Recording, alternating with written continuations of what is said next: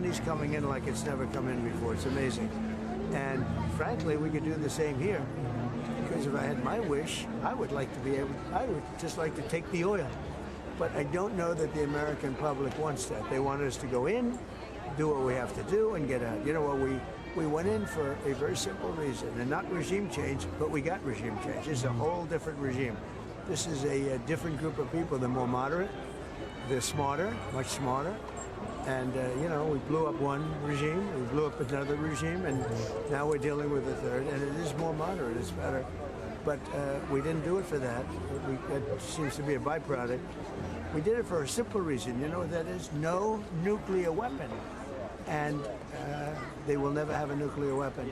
Now, on top of that, we've decimated their military. We've knocked out their Navy is gone, their Air Force is gone, most of their missiles are gone. We have done a hell of a job, and their leadership is gone.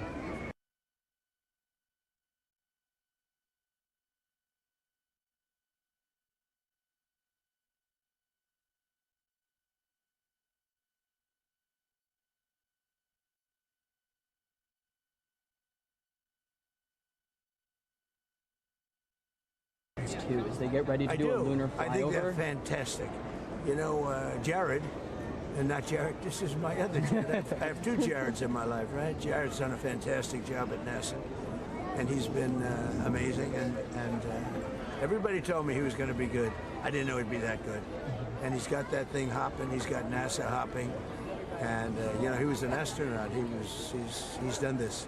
Very successful guy, and he's doing a great job. Does it add to the meaning that this is happening in the 250th year of American independence? Yeah, well, it's happening then, and it's also happening at a time where we're in a very, very powerful, you could call it a military operation. People like me to call it that because they don't like me using the word war.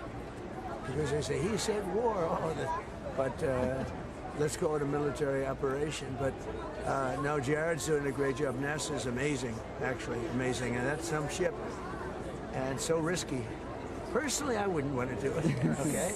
We all have courage. I would prefer not to. Mr. President, on your part.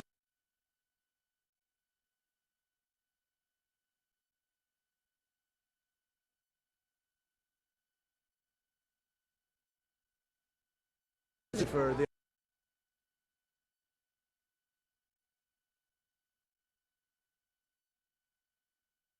open their mouth. They wouldn't open their mouth. They're very. Mr. President, there's a pretty significant legal challenge to your arch. Do you think that you can get that built, or at least start building it before you leave office? Who's doing a legal challenge? It's a group of veterans, sir. Group of veterans? Because it obstructs the viewshed between Arlington National Cemetery and the You gotta be kidding.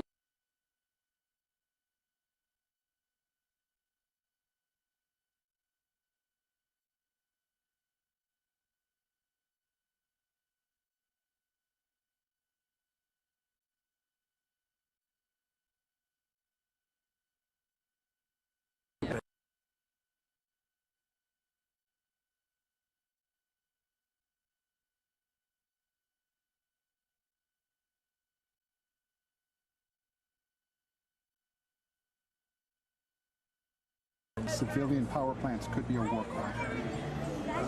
I'm not worried about it. You know it's a war crime? Having a nuclear weapon. Allowing a sick country with demented leadership have a nuclear weapon. That's a war crime. And if I allowed that to happen, like 7 other presidents did, every president said, you know, many of them are saying be off the record and they're saying behind the scene, they should have done this a long time ago.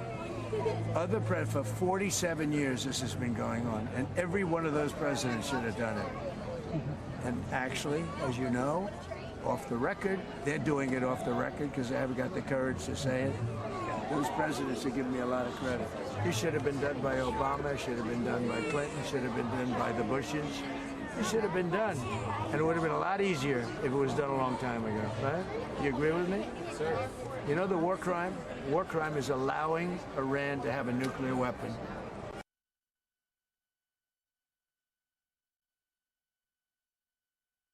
And have no Middle East right now, and they would have been coming here. I'm not going to let that. That would have been a war crime. Thank you.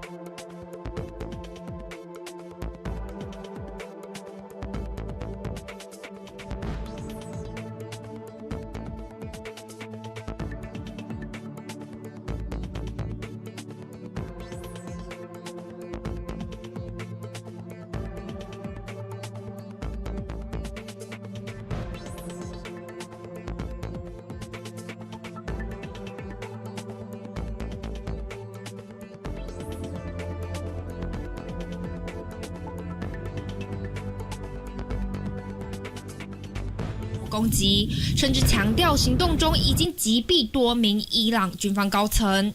事实上，川普在稍早时就下达最后通牒，押上4月6号的最后期限，警告伊朗如果还不打开荷姆兹海峡，地狱之门即将开启。与此同时，航空监测数据显示，大量美军全球霸王3型 C-17运输机正密集飞越大西洋，前往欧洲与中东，形成一条直通战区的空中运输走廊。外界紧盯，难道真的要打地面战了？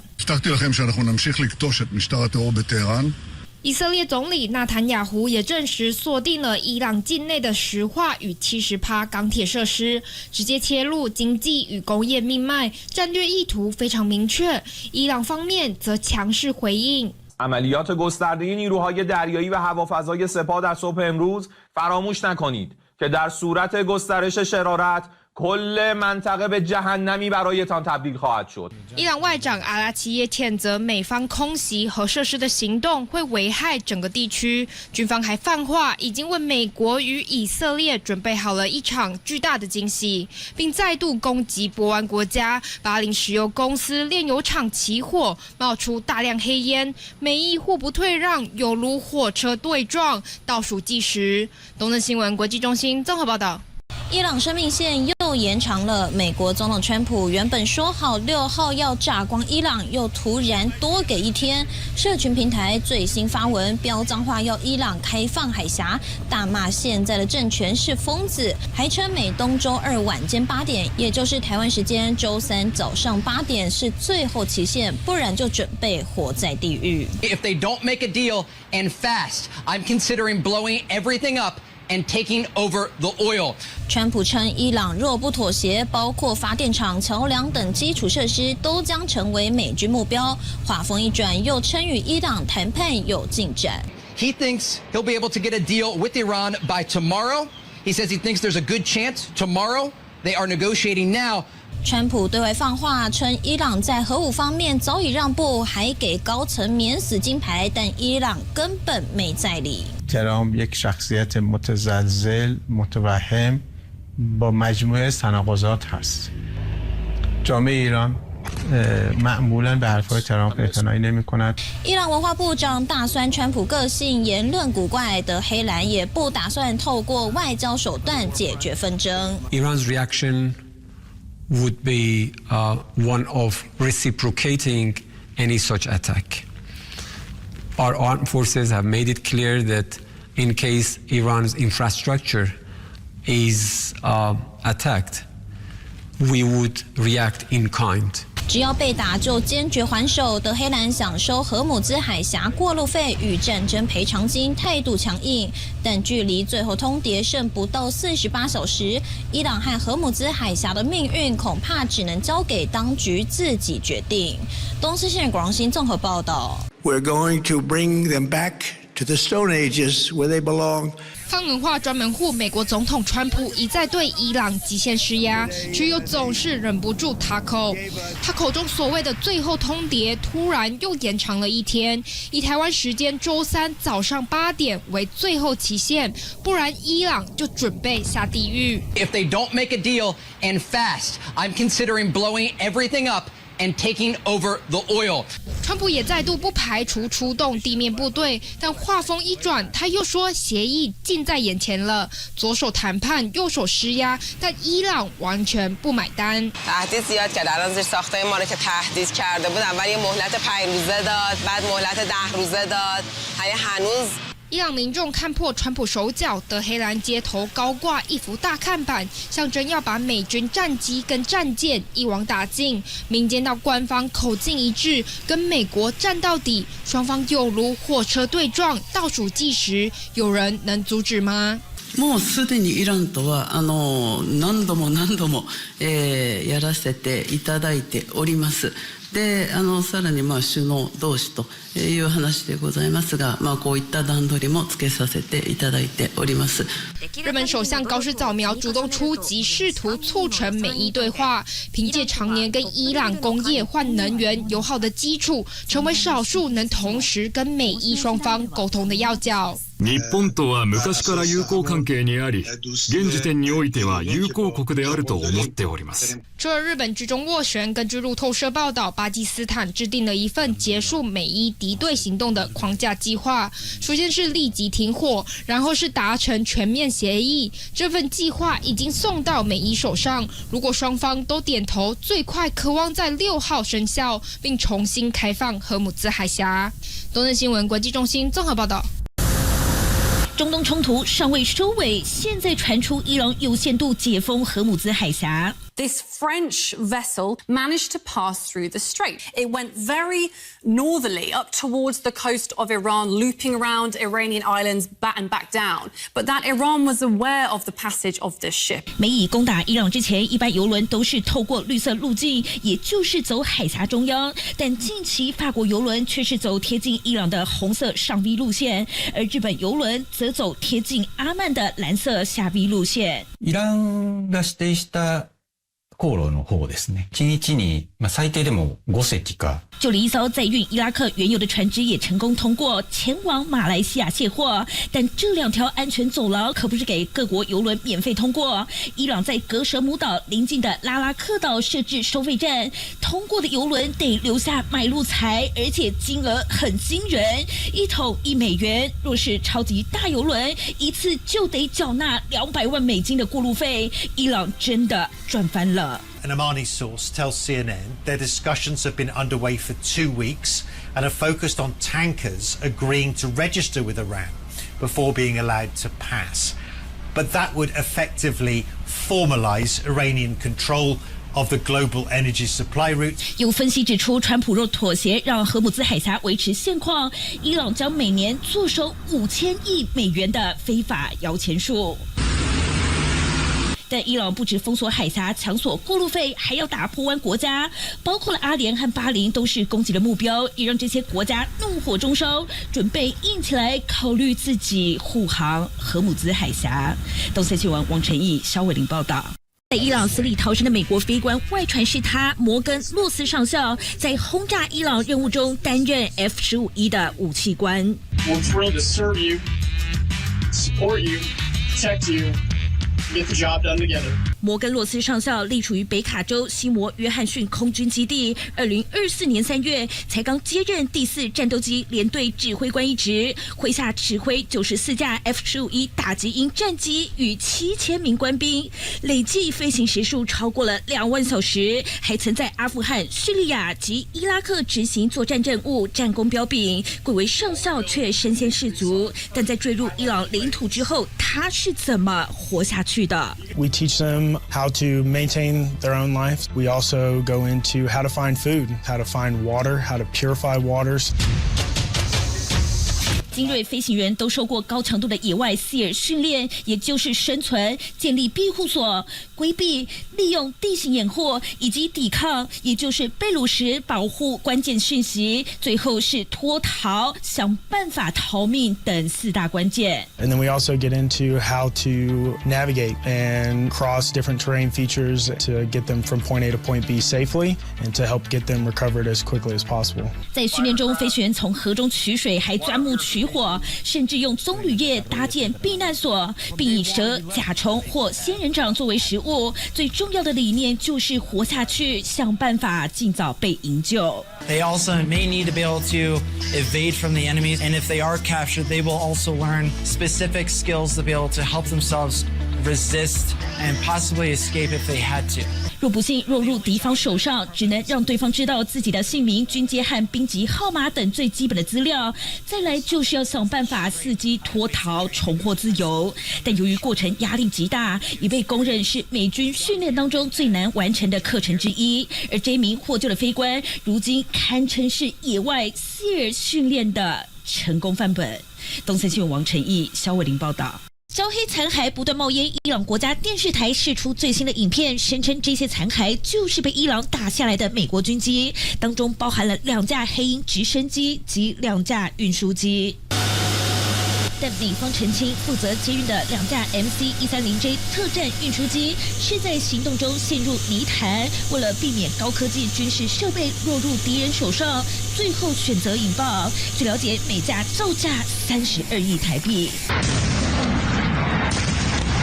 夜空中炮火四射，美国 MQ-9死神无人机不断发射飞弹，形成掩护火力，为的就是阻止伊朗部队靠近失联的美国飞官。第一天，美军首度派出特种部队进入伊朗地面营救，但找不到人。这名失联飞官到底在哪？ This is one of the most intricate operations that you could mount in any type of military scenario that you're talking about. It's more than triple the difficulty when you're going into hostile territory. 弹射逃生之后，飞官身上只有1把枪，负伤爬上了伊朗一座2000多公尺的高山，躲在一处裂缝当中，利用身上的设备断断续续释出求救信号。 The CIA working to get a precise location for him, and at the same time do a disinformation campaign inside Iran to try to throw Iranian authorities off the trail, saying incorrectly that both pilots had already been saved. 以色列也延后部分对伊朗空袭，就怕干扰搜救行动。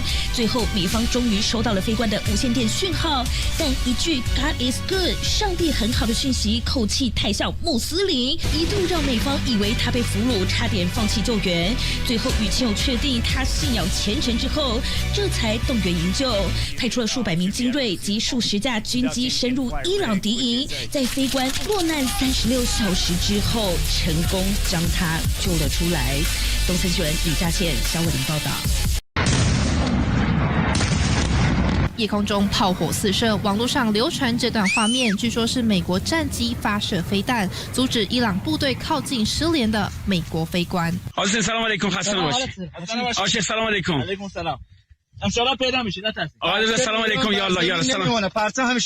伊朗民众荷枪实弹，纷纷涌入美国飞官失联的山区，因为当局祭出大约新台币200万重金悬赏，美伊展开抢人大战。 We got him. My fellow Americans, over the past several hours, the United States military pulled off one of the most daring search and rescue operations in U.S. history, and who I am thrilled to let you know is now safe and sound. 这名 F-15E 飞官在3号坠机弹射，只靠一把手枪防身，在躲藏期间，疑似获得当地平民与中情局线人的协助遮蔽，躲藏了超过24小时，最后透过加密无线电与美军取得联系。美军2度出动设立临时检疫机场，并派遣数百名特种部队，期间还与伊朗士兵交火，最后将人成功救出。这时2架 C-130运输机疑似轮子陷在跑道无法起飞，美军又派出另外3架运输机将全体人员撤出，最后把2架受困的 C-130引爆，全员安全撤回科威特。It's bad enough, difficult enough to do it under benign conditions, you know, where there's no hostile fire or anything like that going on when you're just trying to rescue somebody from a crash site. But it's more than triple the difficulty when you're going into hostile territory. 一旦这名飞官遭俘，将成为伊朗战略王牌。这场救人任务堪称是美国特种作战史上最具挑战性的任务之一。川普在战情室全程紧盯，最后美军成功化解危机。东森新闻国际中心综合报道。德黑兰夜空中不断闪现巨大火球，爆炸声此起彼落。美国总统川普在社群平台发文证实，美军已经对伊朗首都德黑兰发动大规模攻击，甚至强调行动中已经击毙多名伊朗军方高层。事实上，川普在稍早时就下达最后通牒，押上4月6号的最后期限，警告伊朗如果还不打开荷姆兹海峡，地狱之门即将开启。与此同时，航空监测数据显示，大量美军全球霸王3型 C-17运输机正密集飞越大西洋，前往欧洲与中东，形成一条直通战区的空中运输走廊。外界紧盯，难道真的要打地面战了？以色列总理纳坦雅胡也证实锁定了伊朗境内的石化与70%钢铁设施，直接切入经济与工业命脉，战略意图非常明确。伊朗方面则强势回应。عملیات گسترده نیروهای دریایی و هوافضای سپاه در صبح امروز فراموش نکنید که در صورت گسترش شرارت کل منطقه به جهنمی برایتان تبدیل خواهد شد。伊朗外长阿拉奇也谴责美方空袭核设施的行动会危害整个地区，军方还放话已经为美国与以色列准备好了一场巨大的惊喜，并再度攻击波湾国家巴林石油公司炼油厂起火，冒出大量黑烟，美伊互不退让，犹如火车对撞，倒数计时。东森新闻国际中心综合报道。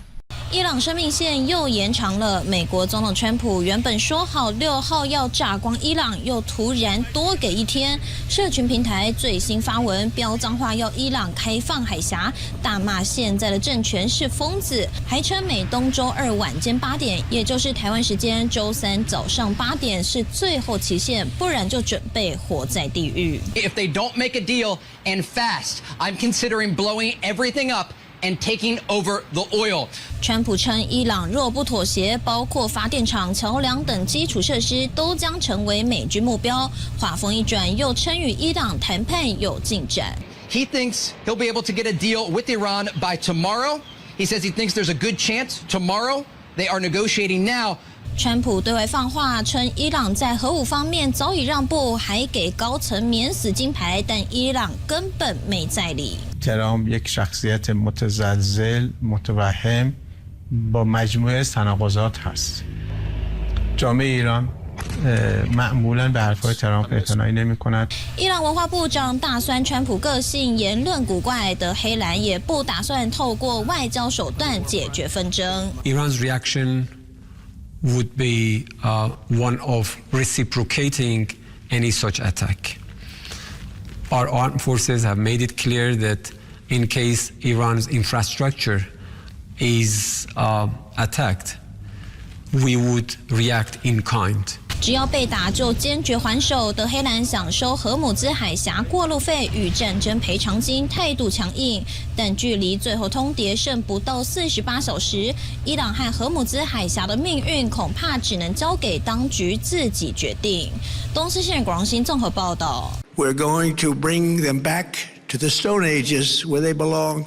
泛文化专门户美国总统川普一再对伊朗极限施压，却又总是忍不住他口中所谓的最后通牒，突然又延长了一天，以台湾时间周3早上8点为最后期限，不然伊朗就准备下地狱。If they don't make a deal and fast, I'm considering blowing everything up.And taking over the oil.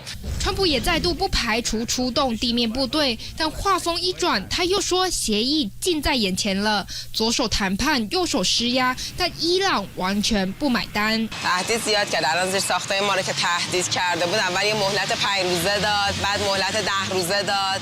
هنوز伊朗民众看破川普手脚，德黑兰街头高挂一幅大看板，象征要把美军战机跟战舰一网打尽。民间到官方口径一致，跟美国战到底，双方有如火车对撞，倒数计时，有人能阻止吗？もうすでにイランとは何度もやらせていただいております。でさらに首脳同士という話でございますが、こういった段取りもつけさせていただいております。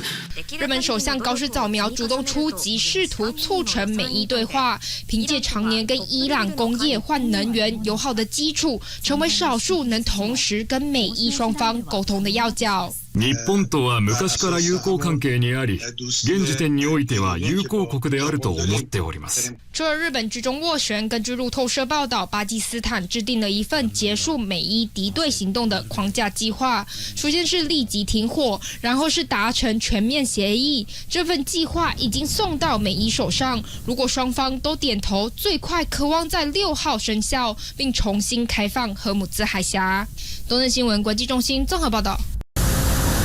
中东冲突尚未收尾，现在传出伊朗有限度解封荷姆兹海峡。This French vessel managed to pass through the strait. It went very northerly up towards the coast of Iran, looping around Iranian islands and back down. But that Iran was aware of the passage of this ship. 美以攻打伊朗之前，一般油轮都是透过绿色路径，也就是走海峡中央。但近期法国油轮却是走贴近伊朗的红色上 V 路线，而日本油輪則走貼近阿曼的藍色下 V 路線。イランが指定した航路の方ですね。1日に最低でも5隻か。就连一艘载运伊拉克原油的船只也成功通过前往马来西亚卸货，但这2条安全走廊可不是给各国油轮免费通过。伊朗在格舍姆岛邻近的拉拉克岛设置收费站，通过的油轮得留下买路财，而且金额很惊人，1桶1美元。若是超级大油轮，一次就得缴纳200万美金的过路费。伊朗真的赚翻了。An Omani source tells CNN their discussions have been underway for 2 weeks and are focused on tankers agreeing to register with Iran before being allowed to pass. But that would effectively formalize Iranian control of the global energy supply route. 有分析指出，川普若妥协让荷姆兹海峡维持现况，伊朗将每年坐收5000亿美元的非法摇钱树。但伊朗不止封锁海峡、抢索过路费，还要打破湾国家，包括了阿联和巴林都是攻击的目标，也让这些国家怒火中烧，准备硬起来，考虑自己护航荷姆兹海峡。东森新闻王晨毅、肖伟玲报道。在伊朗死里逃生的美国飞官，外传是他摩根·洛斯上校在轰炸伊朗任务中担任 F-15E 的武器官。We're thrilled to serve you, support you, protect you. Get the job done together. 摩根·洛斯上校隶属于北卡州西摩约翰逊空军基地，2024年3月才刚接任第4战斗机联队指挥官一职，麾下指挥94架 F-15E 打击鹰战机与7000名官兵，累计飞行时数超过了2万小时，还曾在阿富汗、叙利亚及伊拉克执行作战任务，战功彪炳，贵为上校却身先士卒。但在坠入伊朗领土之后，他是怎么活下去的？ We teach them how to maintain their own life. We also go into how to find food, how to find water, how to purify waters. 精锐飞行员都受过高强度的野外SEAL训练，也就是生存、建立庇护所、规避、利用地形掩护以及抵抗，也就是被掳时保护关键讯息，最后是脱逃、想办法逃命等4大关键。And then we also get into how to navigate and cross different terrain features to get them from point A to point B safely and to help get them recovered as quickly as possible. 在训练中，飞行员从河中取水，还钻木取火，甚至用棕榈叶搭建避难所，并以蛇、甲虫或仙人掌作为食物。最重要的理念就是活下去，想办法尽早被营救。They also may need to be able to evade from the enemies, and if they are captured, they will also learn specific skills to be able to help themselves resist and possibly escape if they had to. 若不幸落入敌方手上，只能让对方知道自己的姓名、军阶和兵籍号码等最基本的资料，再来就是要想办法伺机脱逃，重获自由。但由于过程压力极大，已被公认是美军训练当中最难完成的课程之一。而这名获救的飞官，如今堪称是野外SEAL训练的成功范本。东森新闻王晨毅、肖伟玲报道。焦黑残骸不断冒烟，伊朗国家电视台释出最新的影片，声称这些残骸就是被伊朗打下来的美国军机，当中包含了2架黑鹰直升机及2架运输机。但美方澄清，负责接运的2架 MC-130J 特战运输机是在行动中陷入泥潭，为了避免高科技军事设备落入敌人手上，最后选择引爆。据了解，每架造价32亿台币。夜空中炮火四射，美国 MQ-9 死神无人机不断发射飞弹，形成掩护火力，为的就是阻止伊朗部队靠近失联的美国飞官。第一天，美军首度派出特种部队进入伊朗地面营救，但找不到人。这名失联飞官到底在哪？ This is one of the most intricate operations that you could mount in any type of military scenario that you're talking about. It's more than triple the difficulty when you're going into hostile territory. 弹射逃生之后，飞官身上只有一把枪，负伤爬上了伊朗一座2000多公尺的高山，躲在一处裂缝当中，利用身上的设备断断续续释出求救信号。 The CIA working to get a precise location for him and at the same time do a disinformation campaign inside Iran to try to throw Iranian authorities off the trail, saying incorrectly that both pilots had already been saved. 以色列也延后部分对伊朗空袭，就怕干扰搜救行动。最后，美方终于收到了飞官的无线电讯号，但一句 "God is good"， 上帝很好的讯息，口气太像穆斯林，一度让美方以为他被俘虏，差点放弃救援。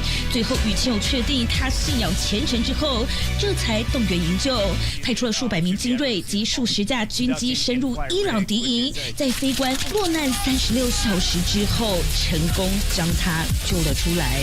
东森新闻李嘉倩、肖伟林报道。夜空中炮火四射，网络上流传这段画面，据说是美国战机发射飞弹，阻止伊朗部队靠近失联的美国飞官。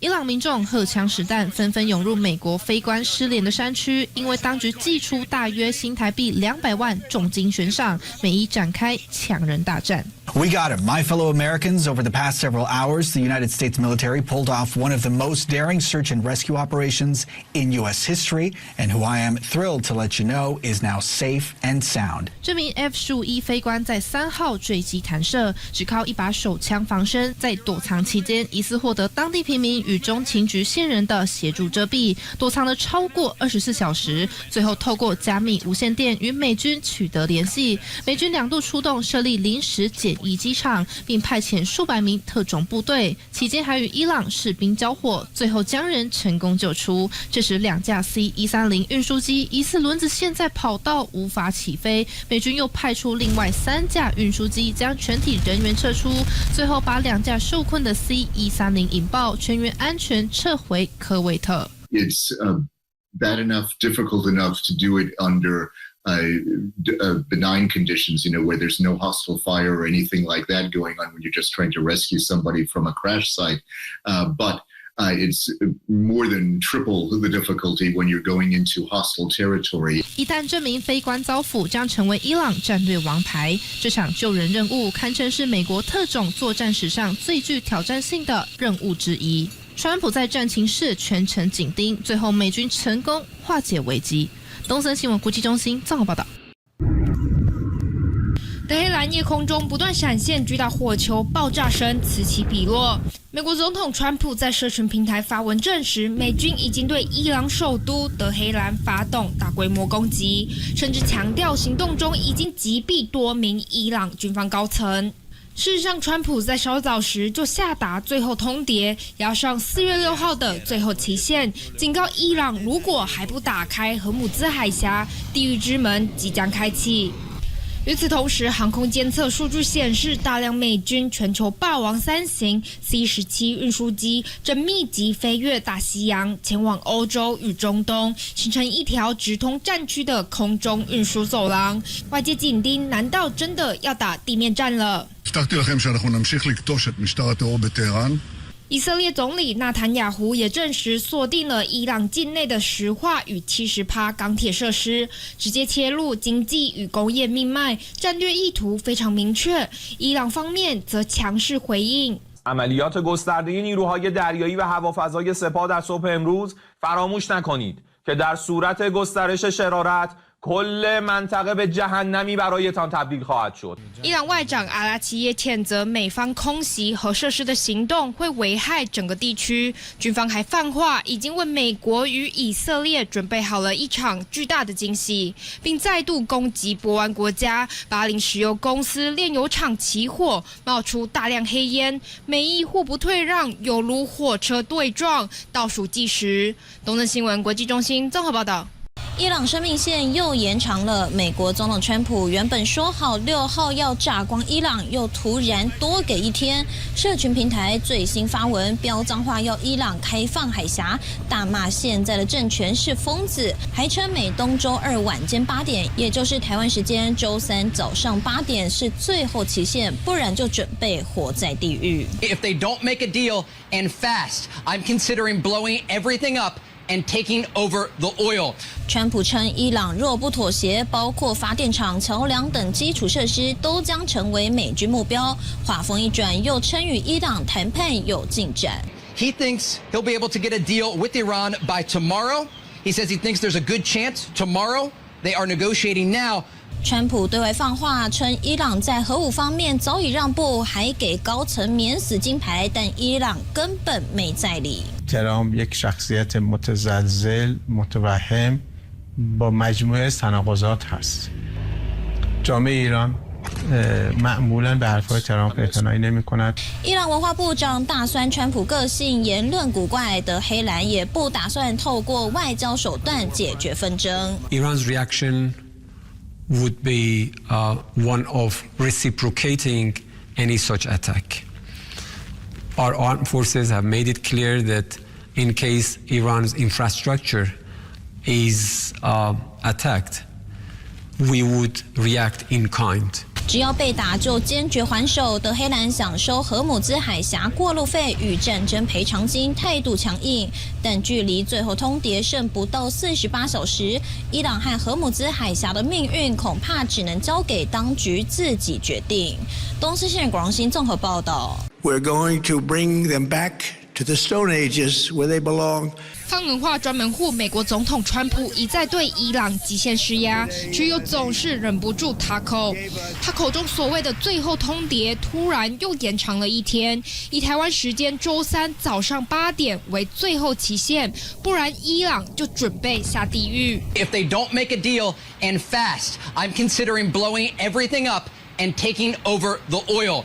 川普也再度不排除出动地面部队，但话锋一转，他又说协议近在眼前了，左手谈判，右手施压，但伊朗完全不买单。تهدید زیاد کرد. الان زیر ساختای ما رو که تهدید کرده بود، اول یه مهلت 5 روزه داد، بعد مهلت 10 روزه داد.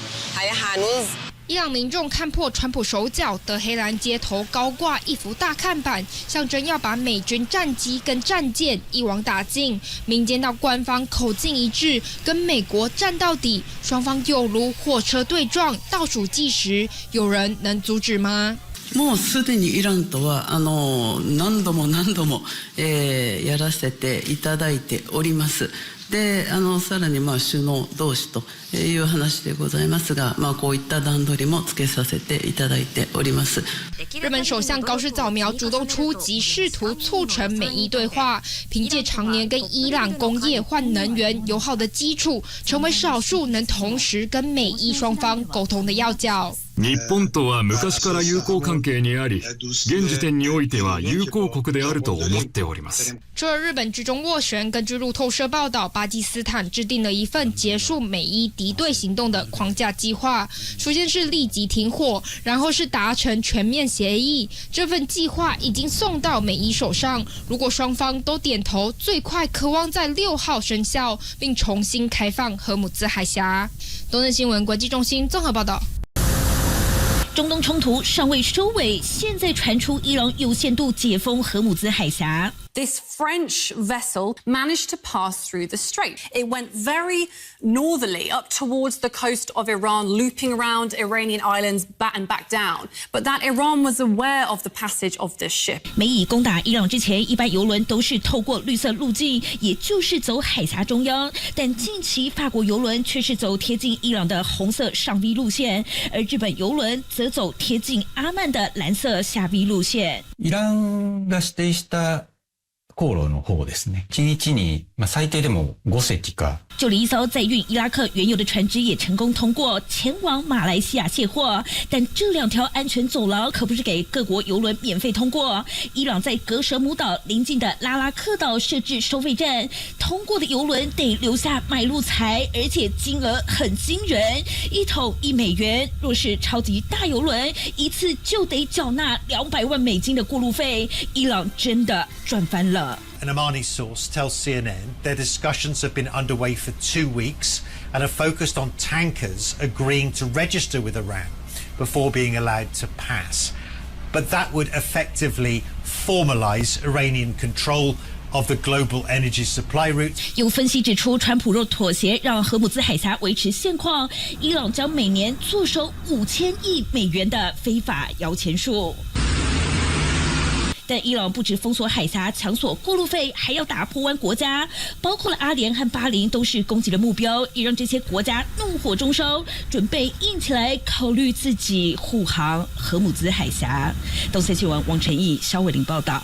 在伊朗死里逃生的美国飞官，外传是他摩根·洛斯上校在轰炸伊朗任务中担任 F-15E 的武器官。We're thrilled to serve you, support you, protect you. Get the job done together. 摩根·洛斯上校隶属于北卡州西摩约翰逊空军基地，2024年3月才刚接任第4战斗机联队指挥官一职，麾下指挥94架 F-15E 打击鹰战机与7000名官兵，累计飞行时数超过了2万小时，还曾在阿富汗、叙利亚及伊拉克执行作战任务，战功彪炳，贵为上校却身先士卒。但在坠入伊朗领土之后，他是怎么活下去的？ We teach them how to maintain their own life. We also go into how to find food, how to find water, how to purify waters. 精锐飞行员都受过高强度的野外 SEAL 训练，也就是生存、建立庇护所、规避、利用地形掩护以及抵抗，也就是被掳时保护关键讯息，最后是脱逃、想办法逃命等4大关键。And then we also get into how to navigate and cross different terrain features to get them from point A to point B safely and to help get them recovered as quickly as possible. 在训练中，飞行员从河中取水，还钻木取火，甚至用棕榈叶搭建避难所，并以蛇、甲虫或仙人掌作为食物。最重要的理念就是活下去，想办法尽早被营救。They also may need to be able to evade from the enemies, and if they are captured, they will also learn specific skills to be able to help themselves resist and possibly escape if they had to. 若不幸落入敌方手上，只能让对方知道自己的姓名、军阶和兵籍号码等最基本的资料。再来就是要想办法伺机脱逃，重获自由。但由于过程压力极大，已被公认是美军训练当中最难完成的课程之一。而这名获救的飞官，如今堪称是野外 SEAL 训练的成功范本。东森新闻王晨毅、肖伟玲报道。焦黑残骸不断冒烟，伊朗国家电视台释出最新的影片，声称这些残骸就是被伊朗打下来的美国军机，当中包含了2架黑鹰直升机及2架运输机。但美方澄清，负责接运的2架 MC-130J 特战运输机是在行动中陷入泥潭，为了避免高科技军事设备落入敌人手上，最后选择引爆。据了解，每架造价32亿台币。夜空中炮火四射，美国 MQ-9 死神无人机不断发射飞弹，形成掩护火力，为的就是阻止伊朗部队靠近失联的美国飞官。第一天，美军首度派出特种部队进入伊朗地面营救，但找不到人。这名失联飞官到底在哪？ This is one of the most intricate operations that you could mount in any type of military scenario that you're talking about. It's more than triple the difficulty when you're going into hostile territory. 弹射逃生之后，飞官身上只有1把枪，负伤爬上了伊朗一座2000多公尺的高山，躲在一处裂缝当中，利用身上的设备断断续续释出求救信号。 The CIA working to get a precise location for him and at the same time do a disinformation campaign inside Iran to try to throw Iranian authorities off the trail, saying incorrectly that both pilots had already been saved. 以色列也延后部分对伊朗空袭，就怕干扰搜救行动。最后，美方终于收到了飞官的无线电讯号，但一句 "God is good"， 上帝很好的讯息，口气太像穆斯林，一度让美方以为他被俘虏，差点放弃救援。最后与亲友确定他信仰虔诚之后，这才动员营救，派出了数百名精锐及数十架军机深入伊朗敌营，在飞官落难36小时之后，成功将他救了出来。东森新闻李嘉倩、肖伟林报道。夜空中炮火四射，网络上流传这段画面，据说是美国战机发射飞弹，阻止伊朗部队靠近失联的美国飞官。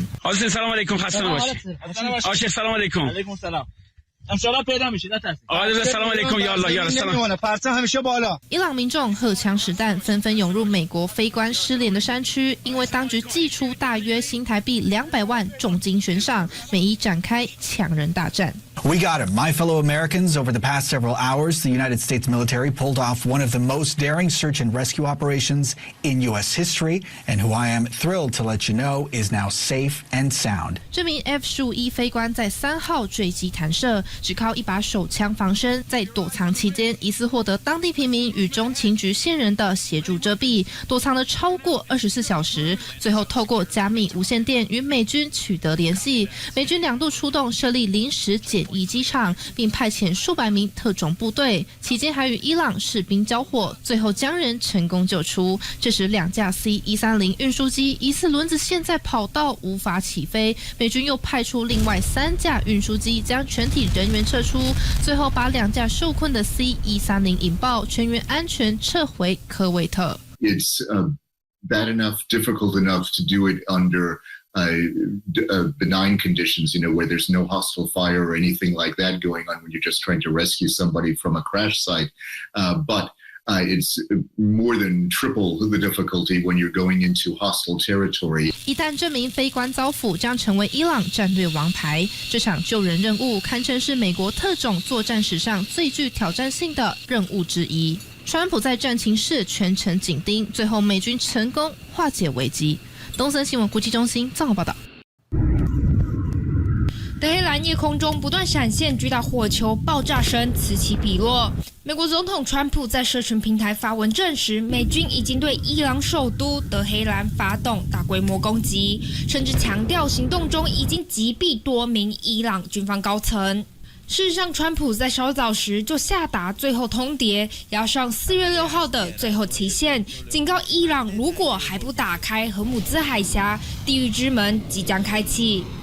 与此同时，航空监测数据显示，大量美军全球霸王3型 C-17运输机正密集飞越大西洋，前往欧洲与中东，形成一条直通战区的空中运输走廊。外界紧盯，难道真的要打地面战了？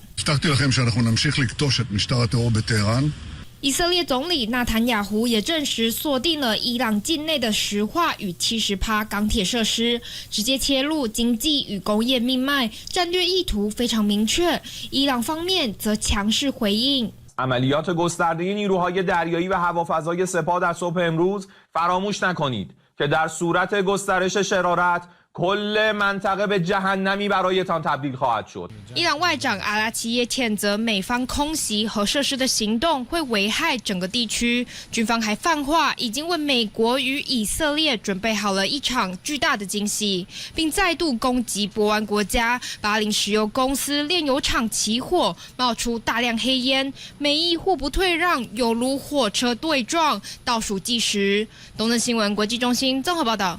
伊朗生命线又延长了。美国总统川普原本说好6号要炸光伊朗，又突然多给1天。社群平台最新发文飙脏话，要伊朗开放海峡，大骂现在的政权是疯子，还称美东周2晚间8点，也就是台湾时间周3早上8点是最后期限，不然就准备活在地狱。If they don't make a deal and fast, I'm considering blowing everything up and taking over the oil. 川普称，伊朗若不妥协，包括发电厂、桥梁等基础设施都将成为美军目标。话锋一转，又称与伊朗谈判有进展。He thinks he'll be able to get a deal with Iran by tomorrow. He says he thinks there's a good chance tomorrow. They are negotiating now. 川普对外放话称，伊朗在核武方面早已让步，还给高层免死金牌，但伊朗根本没在理。ترامپ یک شخصیت متزلزل متوهم با مجموعه تناقضات هست. جامعه ایران معمولا به حرفهای ترامپ اعتنایی نمی‌کند.伊朗文化部长大酸川普个性言论古怪的黑兰也不打算透过外交手段解决纷争。Iran's reaction would be one of reciprocating any such attack. Our armed forces have made it clear that in case Iran's infrastructure is attacked, we would react in kind. 只要被打就坚决还手。德黑兰想收荷姆兹海峡过路费与战争赔偿金，态度强硬。但距离最后通牒剩不到48小时，伊朗和荷姆兹海峡的命运恐怕只能交给当局自己决定。东四县广新综合报道。We're going to bring them back to the Stone Ages where they belong. 放文化专门户美国总统川普一再对伊朗极限施压，却又总是忍不住塔口。他口中所谓的最后通牒，突然又延长了一天，以台湾时间周3早上8点为最后期限，不然伊朗就准备下地狱。If they don't make a deal and fast, I'm considering blowing everything up and taking over the oil. 川普也再度不排除出动地面部隊，但话锋一转，他又说协议近在眼前了，左手谈判，右手施压，但伊朗完全不买单。تهدید زیاد کرد. الان زیر ساختای ما رو که تهدید کرده بود، اول یه مهلت 5 روزه داد، بعد مهلت 10 روزه داد. هنوز伊朗民众看破川普手脚，德黑兰街头高挂一幅大看板，象征要把美军战机跟战舰一网打尽。民间到官方口径一致，跟美国战到底，双方有如火车对撞，倒数计时，有人能阻止吗？もうすでにイランとは何度もやらせていただいております。でさらに首脳同士という話でございますが、こういった段取りもつけさせていただいております。日本首相高市早苗主动出击，试图促成美伊对话，凭借常年跟伊朗工业换能源友好的基础，成为少数能同时跟美伊双方沟通的要角。日本とは昔から友好関係にあり、現時点においては友好国であると思っております。除了日本居中斡旋，根据路透社报道，巴基斯坦制定了一份结束美伊敌对行动的框架计划。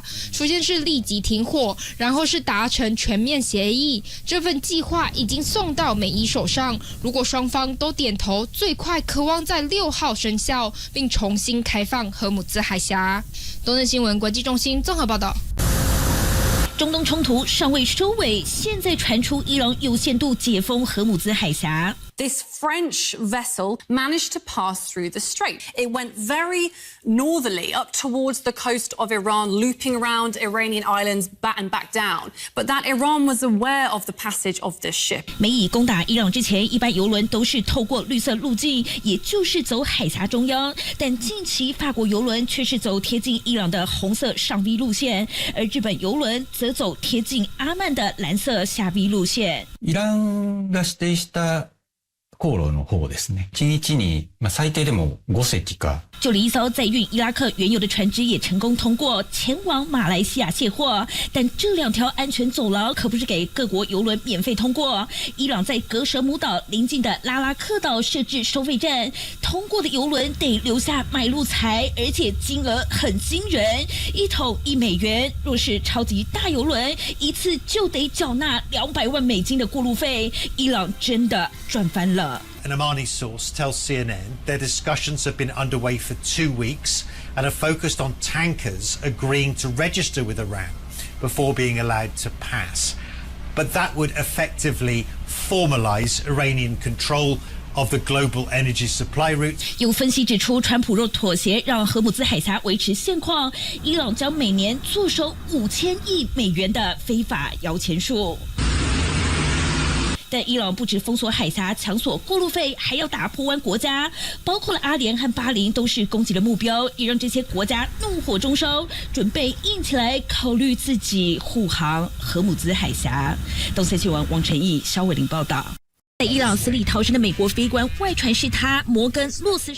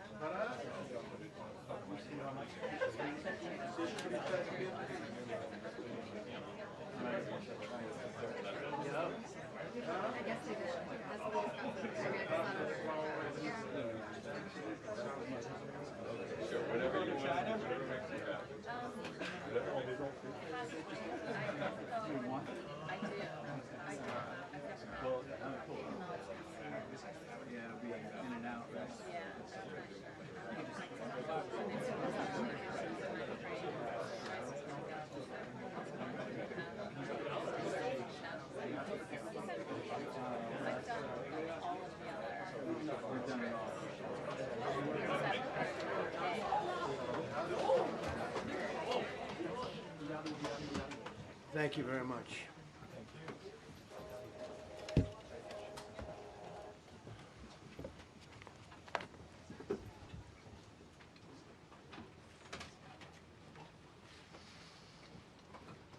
It's a great honor to be with you, and happy Easter. We had a great Easter. This is one of our better Easters, I think, in a lot of different ways. I can say militarily, it's been one of the best.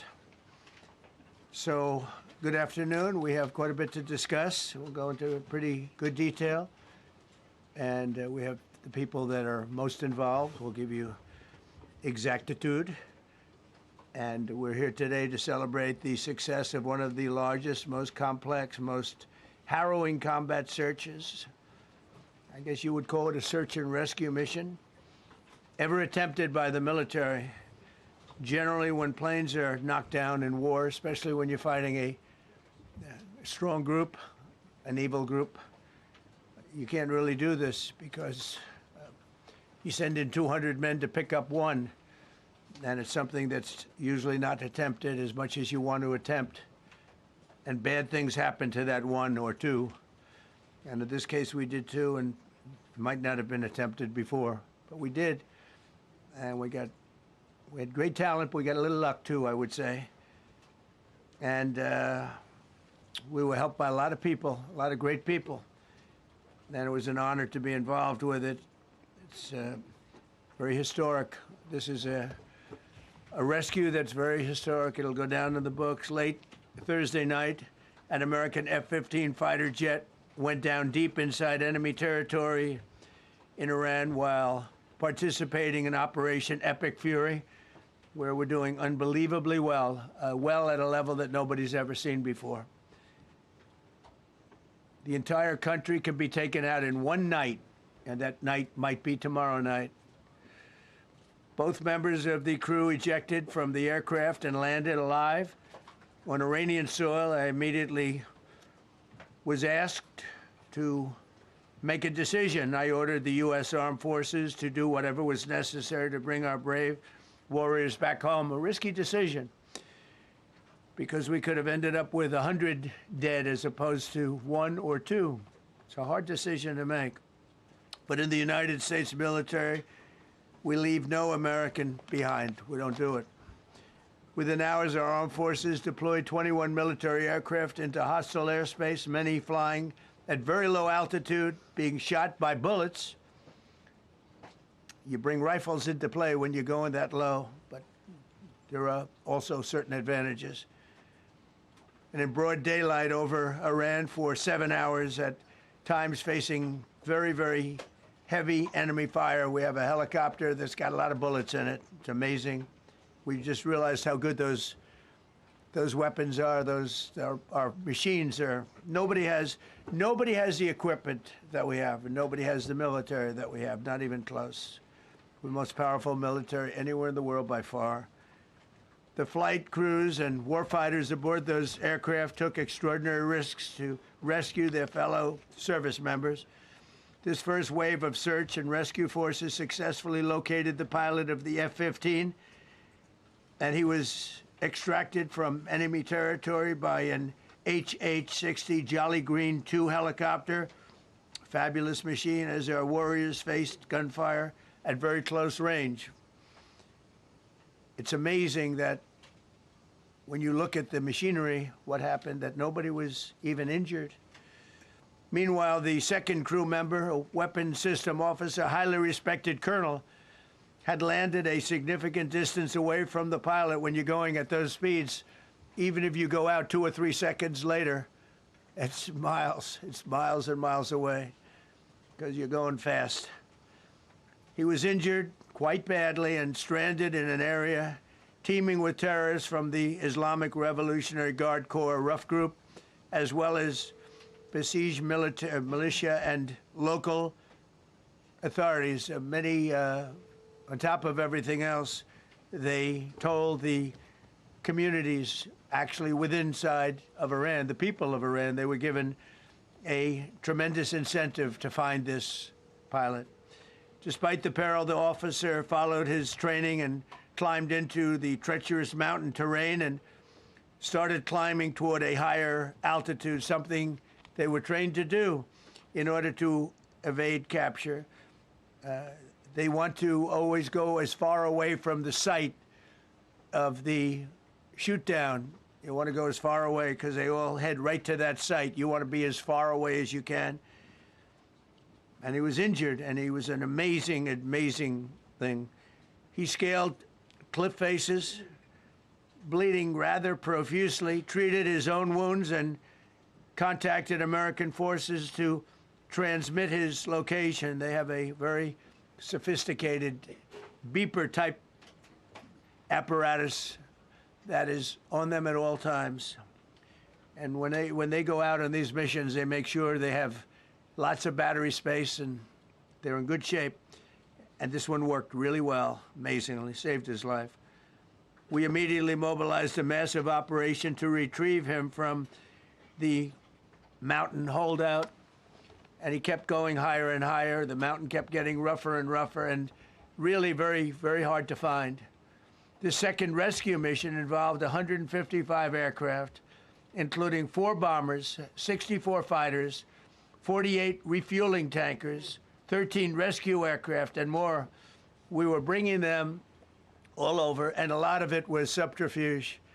We wanted to have them think he was in a different location because they had a vast military force out there. Thousands of people were looking.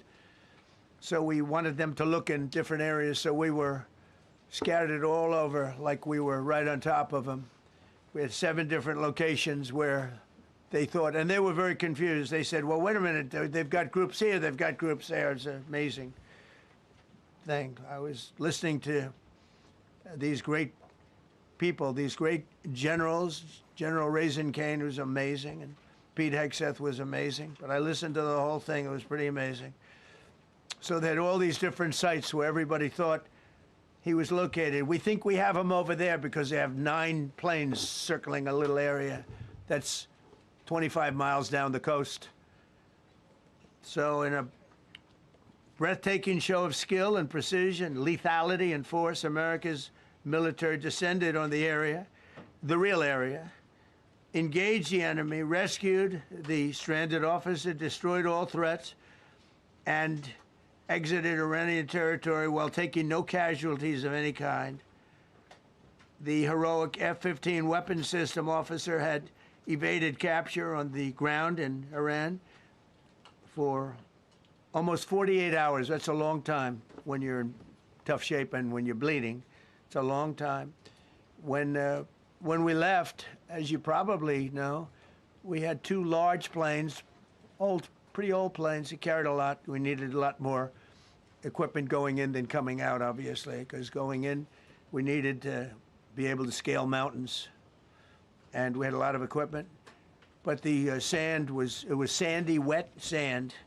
So we thought there may be a problem taking off because of the weight of the plane. And then we also had all the men jumping back onto the planes. And they got pretty well bogged down. And we had a contingency plan, which was unbelievable, where lighter, faster aircraft came in, and they took them out. We blew up the old planes. We blew them up to smithereens because we had equipment on the planes that, frankly, we'd like to take, but I don't think it was worthwhile spending another 4 hours there taking it off. So we didn't want anybody to have. We have the best equipment anywhere in the world. We didn't want anybody examining our anti-aircraft and other equipment. So these were large planes that were old and pretty old, and we blew them up. And we had faster, lighter planes come in, and they were able to land on the sand. We needed the bigger planes because we had so much equipment that we needed. We took 3 helicopters over there, which were very strongly used and couldn't have lived without them. They did, and they performed unbelievably well. And if you'd see it, you wouldn't believe it. They came off the plane, and these guys had them. The rotors were off. They rebuilt these helicopters in less than 10 minutes. And that was one of the more amazing things. These are helicopters, small, unbelievably powerful, but small, very small, so it can get into certain areas. And they got them off the plane, and they rebuilt all 3 of them in a matter of less than 10 minutes. It's pretty amazing what the genius of these people. Who would think that? You'd think it would take 5 days to build them. And in some companies, it would take 5 days, and they wouldn't do it well. But they served us well. As Commander-in-Chief, I never forget the extraordinary risk taken by the warriors that we send into battle, and the genius. I mean, think of it, having a contingency of 3 planes waiting because we think the sand is so bad that we probably won't be able to take off. And the planes really got bogged. This was not much of a runway. This was a farm, not a runway. It's a farm, but it did the trick. But to have a contingency as opposed to having to wait 2 days, can you imagine right in the middle? This was central. This was right, you would call it central casting if you were doing a movie for location.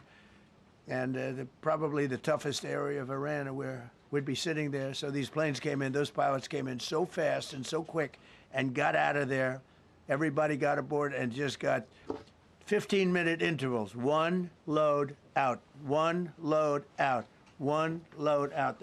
It happened, and we were watching, and we said, "That's amazing." It's in many ways, I was almost more impressed by the contingency that we had than the fact that if we would have had a runway or decent soil. But it was an amazing thing. But we thank God for every single one of them. And the talent, the genius is not even talent, it's genius. It's the whole ball game, every one of them.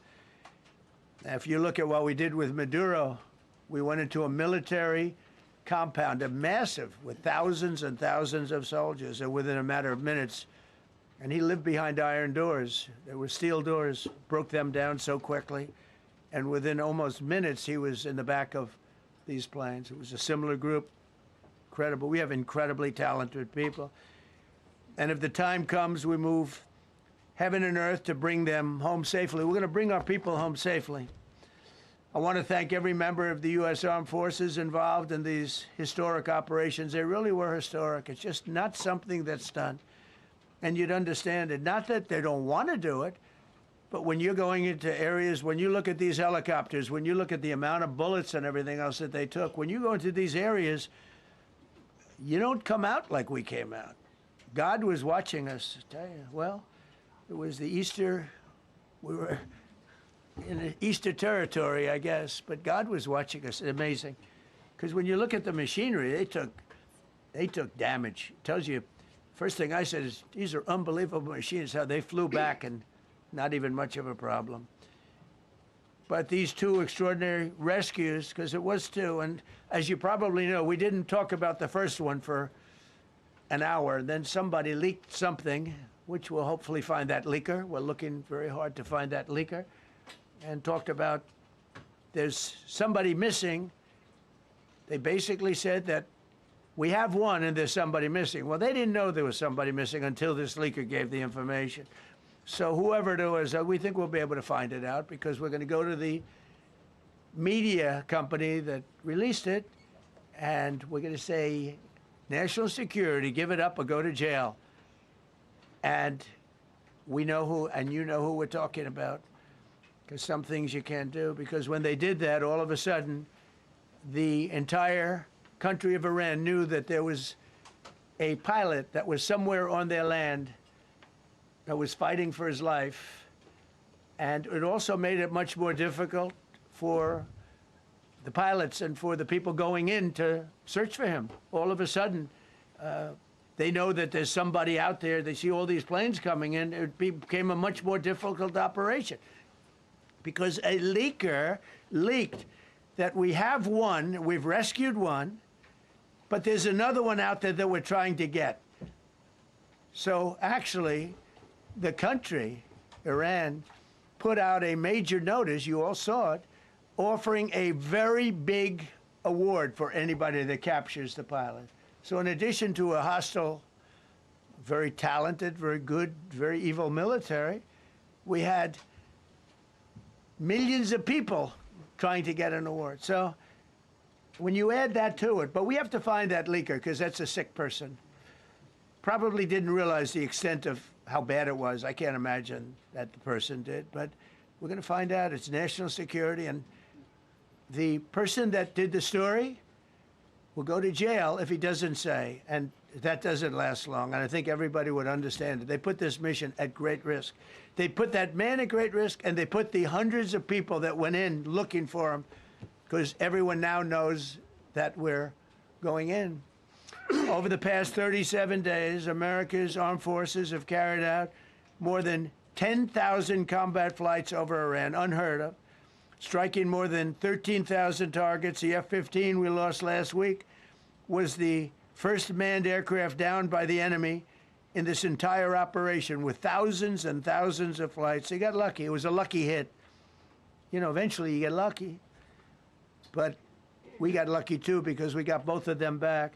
But it's a record that is unparalleled in the history of military air operations. Nobody's ever seen anything like it. It's such an honor to be involved with it.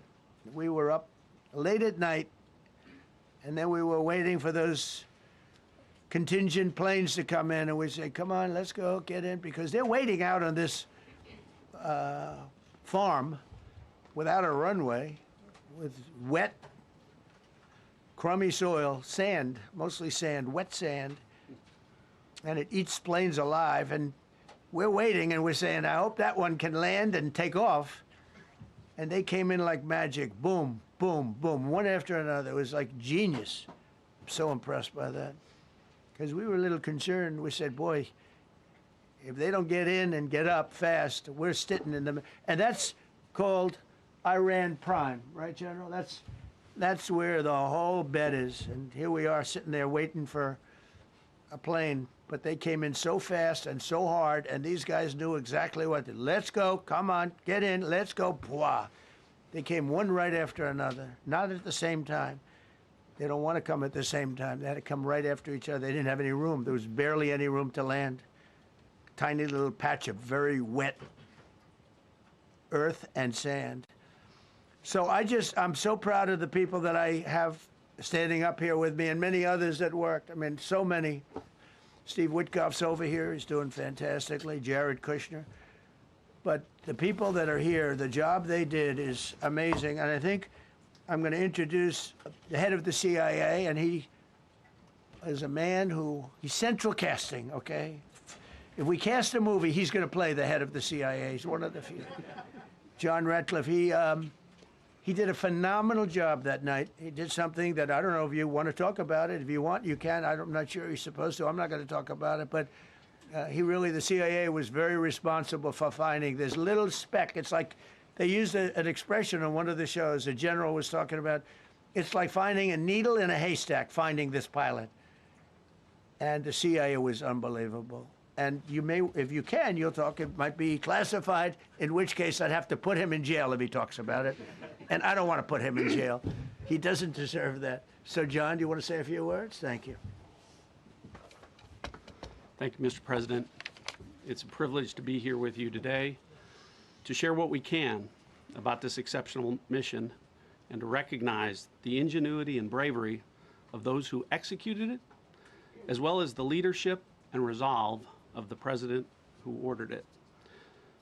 One thing that has been clear to me in this role is that the flawless military operations that the Department of War is known for are hostage to flawless intelligence.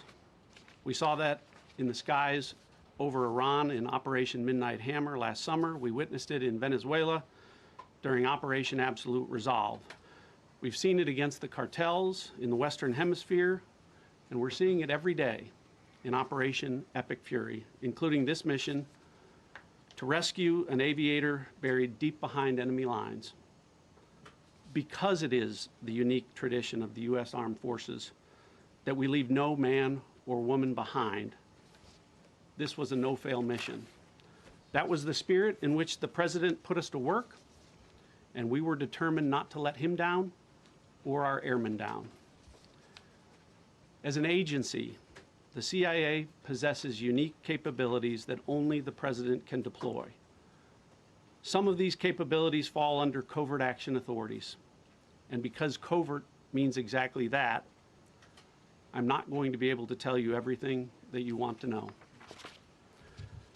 At the President's direction, we deployed both human assets and exquisite technologies that no other intelligence service in the world possesses to a daunting challenge, comparable to hunting for a single grain of sand in the middle of a desert.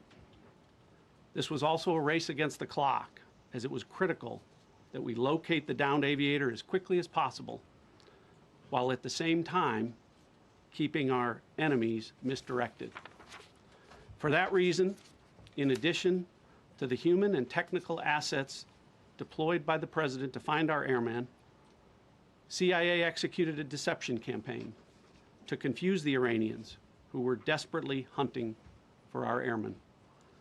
On Saturday morning, we achieved our primary objective by finding and providing confirmation that one of America's best and bravest was alive and concealed in a mountain crevice, still invisible to the enemy, but not to the CIA.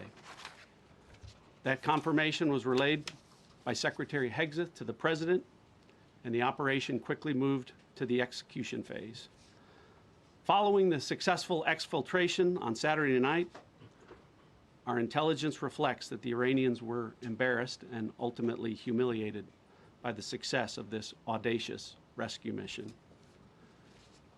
When the President asked me to lead the CIA, he made it clear, get back to basics, no politics, no agendas, tackle the hardest problems, and execute the toughest missions.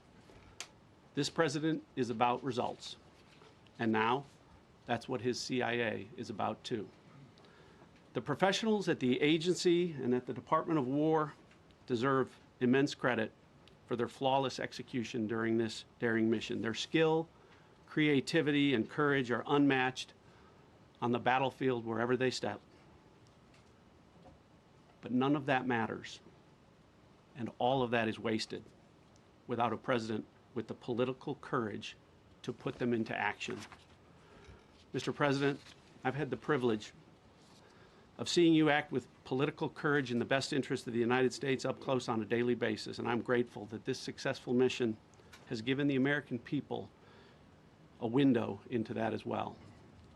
The Secretary and Chairman will tell you that our service members' confidence is boosted by a Commander-in-Chief who has their back the same way they have yours. And I know that the confidence of CIA's officers is boosted by the knowledge that their work is informing a President who's not afraid to make the hardest decisions when the stakes are highest. And to the American people, your confidence should be boosted by knowing that the security of the nation is in the hands of a President who's willing to take on problems that have confounded both sides of the political aisle for nearly half a century. It is an honor to serve under a leader who just proved that you can believe him when he says, no matter what, we will leave no one behind. We will come for you. Thank you.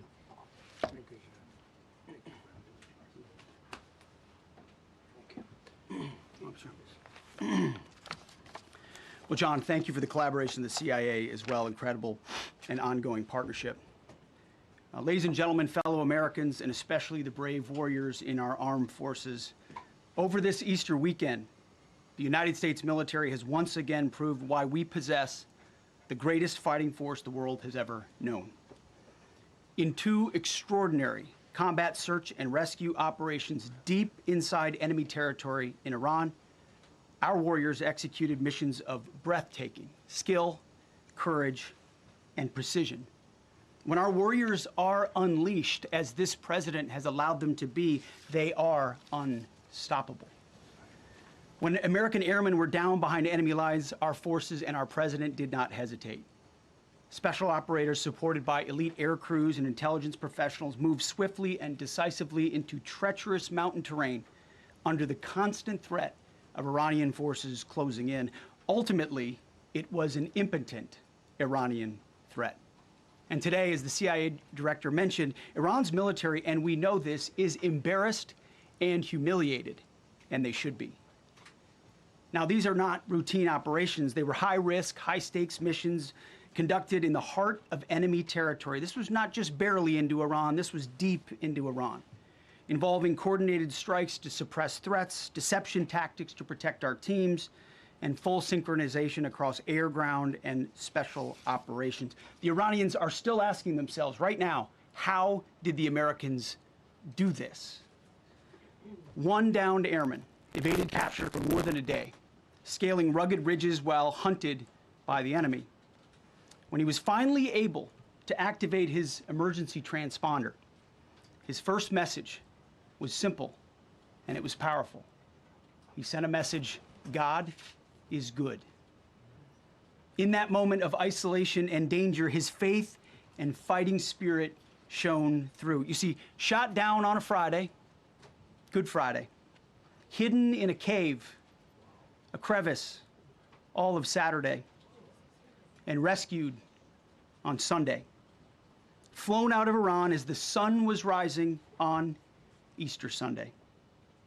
A pilot reborn, all home and accounted for, a nation rejoicing.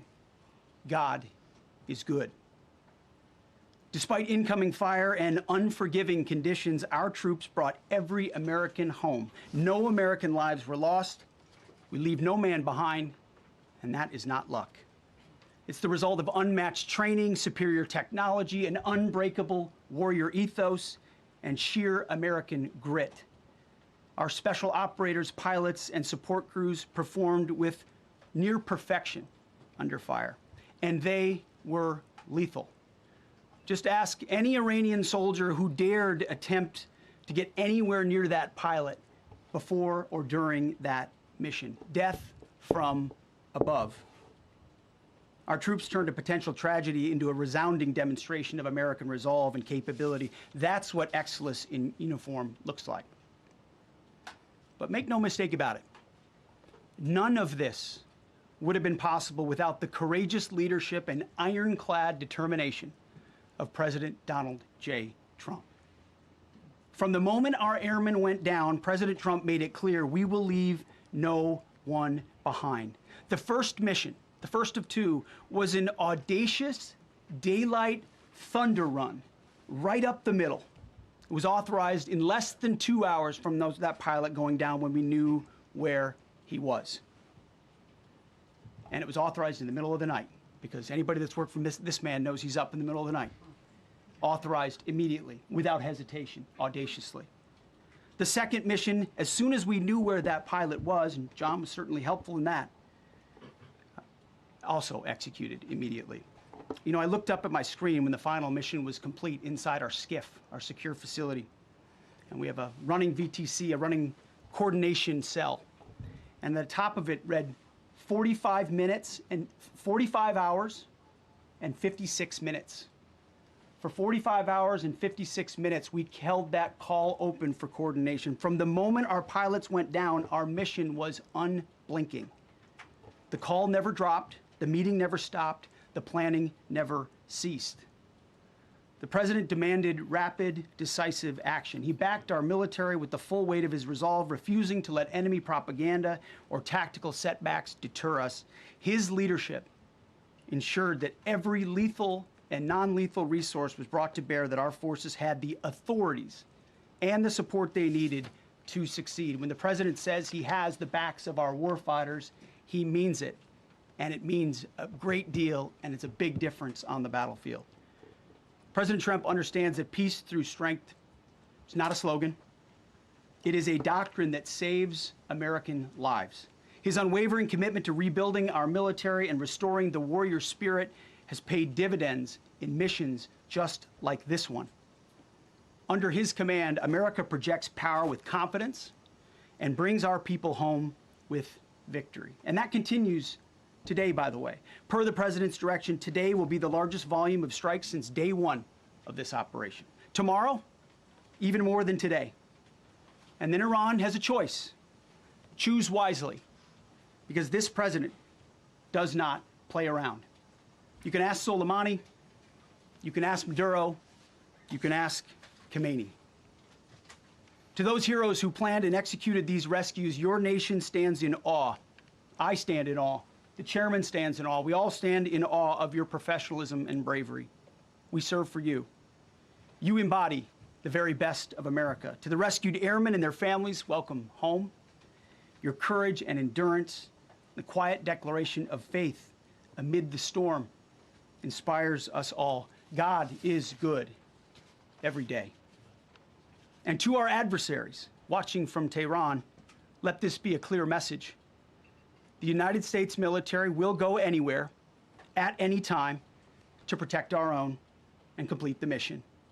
We execute with precision. We control the skies. You see, we flew for 7 hours in daylight over Iran to get the first pilot. And we flew 7 hours in the middle of the night to get the second. And Iran did nothing about it. We fight with honor, and under President Trump's leadership, we win.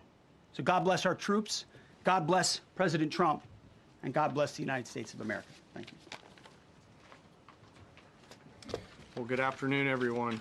Thank you, Mr. President. Thank you, Mr. Secretary. A note before I start, I know many of you want specific details in these briefings. We will share what we can, but I will retain what I must in the event that we have to go do this again sometime. And I cannot stress the importance, as the President said, around operational security. The Secretary and I will do a more detailed briefing tomorrow morning, and we look forward to sharing the details that we can.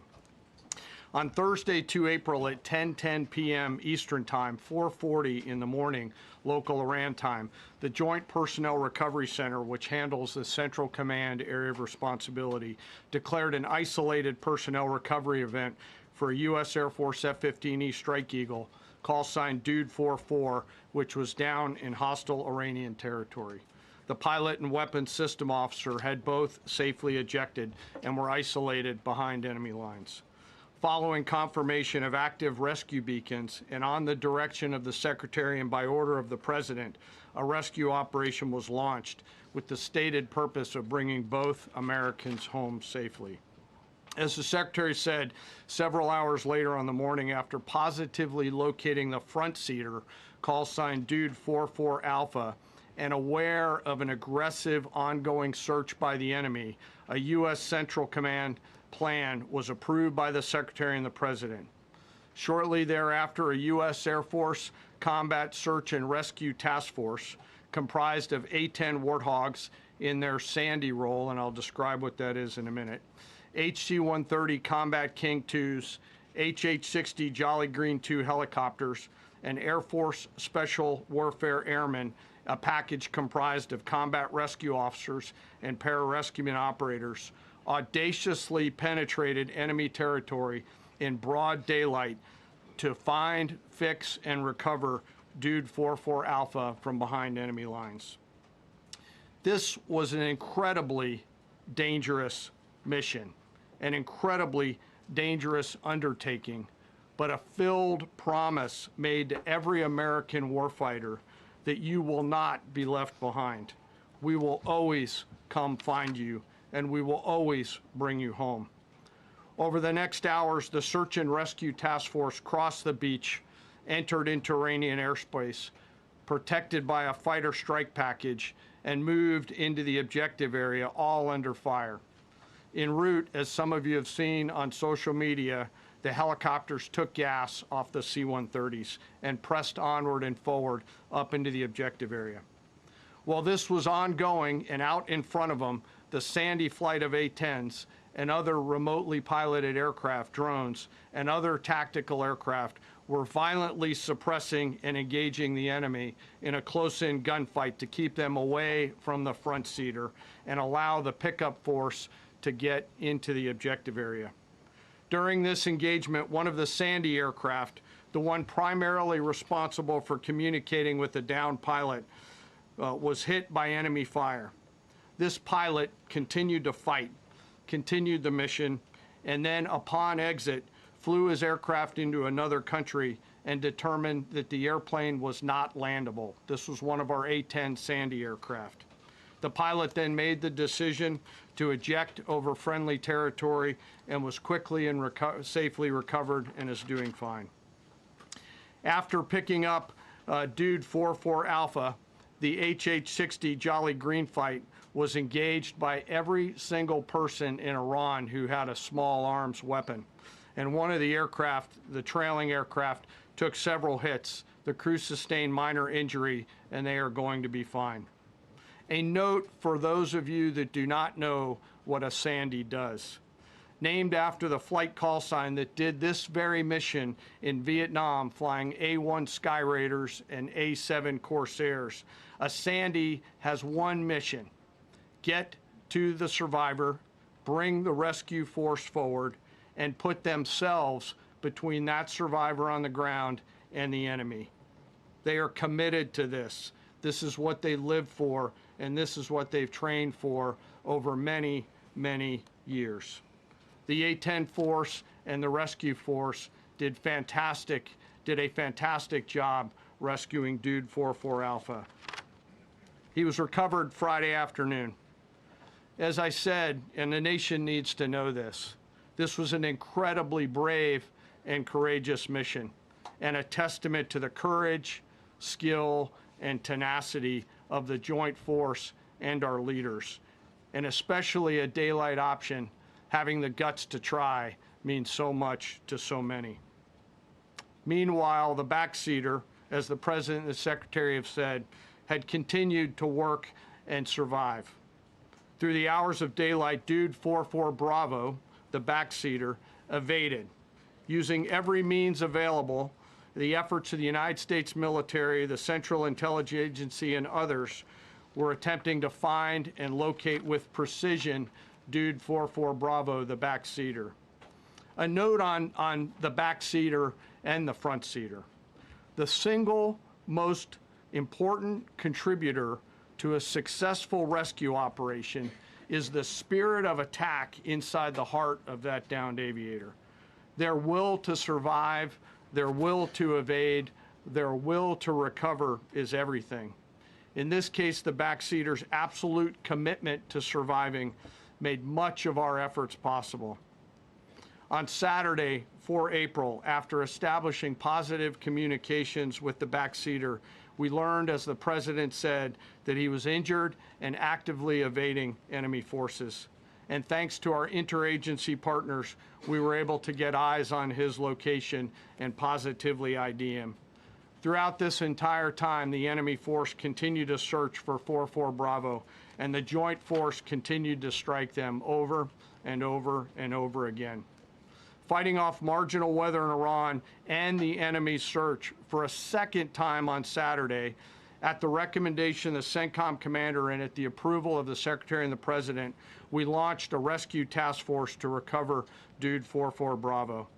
Again, this came to the President and the Secretary for approval, this time with a much larger force package based on the time that the enemy had to prepare to find 44 Bravo.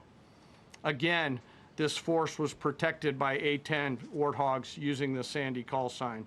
And this force had one single mission: do everything they can to bring an American home. This meant having a plan, being prepared to execute that plan, and, more importantly, being prepared for multiple, simultaneous contingencies. And because of this force's professionalism, grit, and determination, fight off two enemies at the same time. The enemy searching for 4-4 Bravo and contingencies, which anyone who has done these types of missions knows we run into every single time. The force fought off both of those enemies incredibly well. During the period of darkness on Saturday, and as the Secretary said, into Easter Sunday and into the daylight, the force fought its way in and rescued Dude 4-4 Bravo. They were protected overhead by an air armada, including tactical drones, strike aircraft, and others. The force fought through multiple simultaneous contingencies, something no other nation, no other military can do, and safely returned Dude 4-4 Bravo, the backseater, home, and all other Americans home as well. At midnight 12 local Eastern time, Easter Sunday, more than 50 hours after the start of this operation, the Joint Personnel Recovery Center declared Dude 4-4 Bravo, both the front and backseater, returned to friendly territory.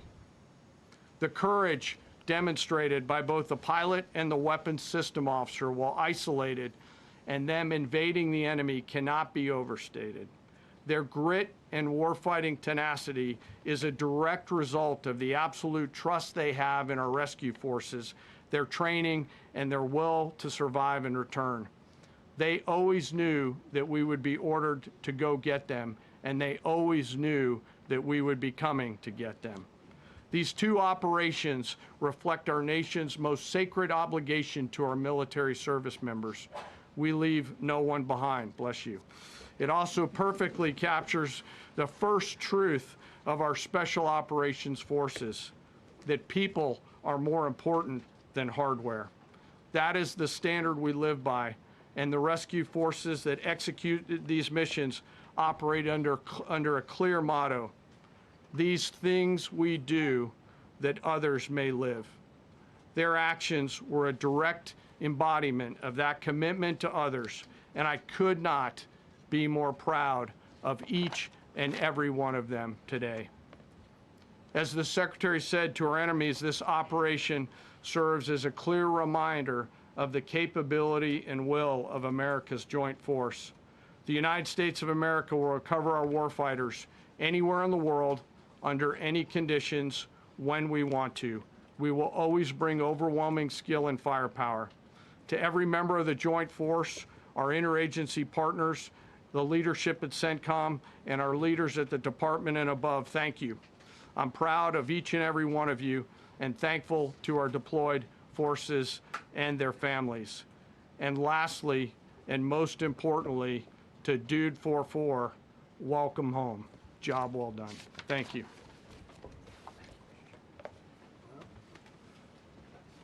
Pretty amazing, pretty amazing.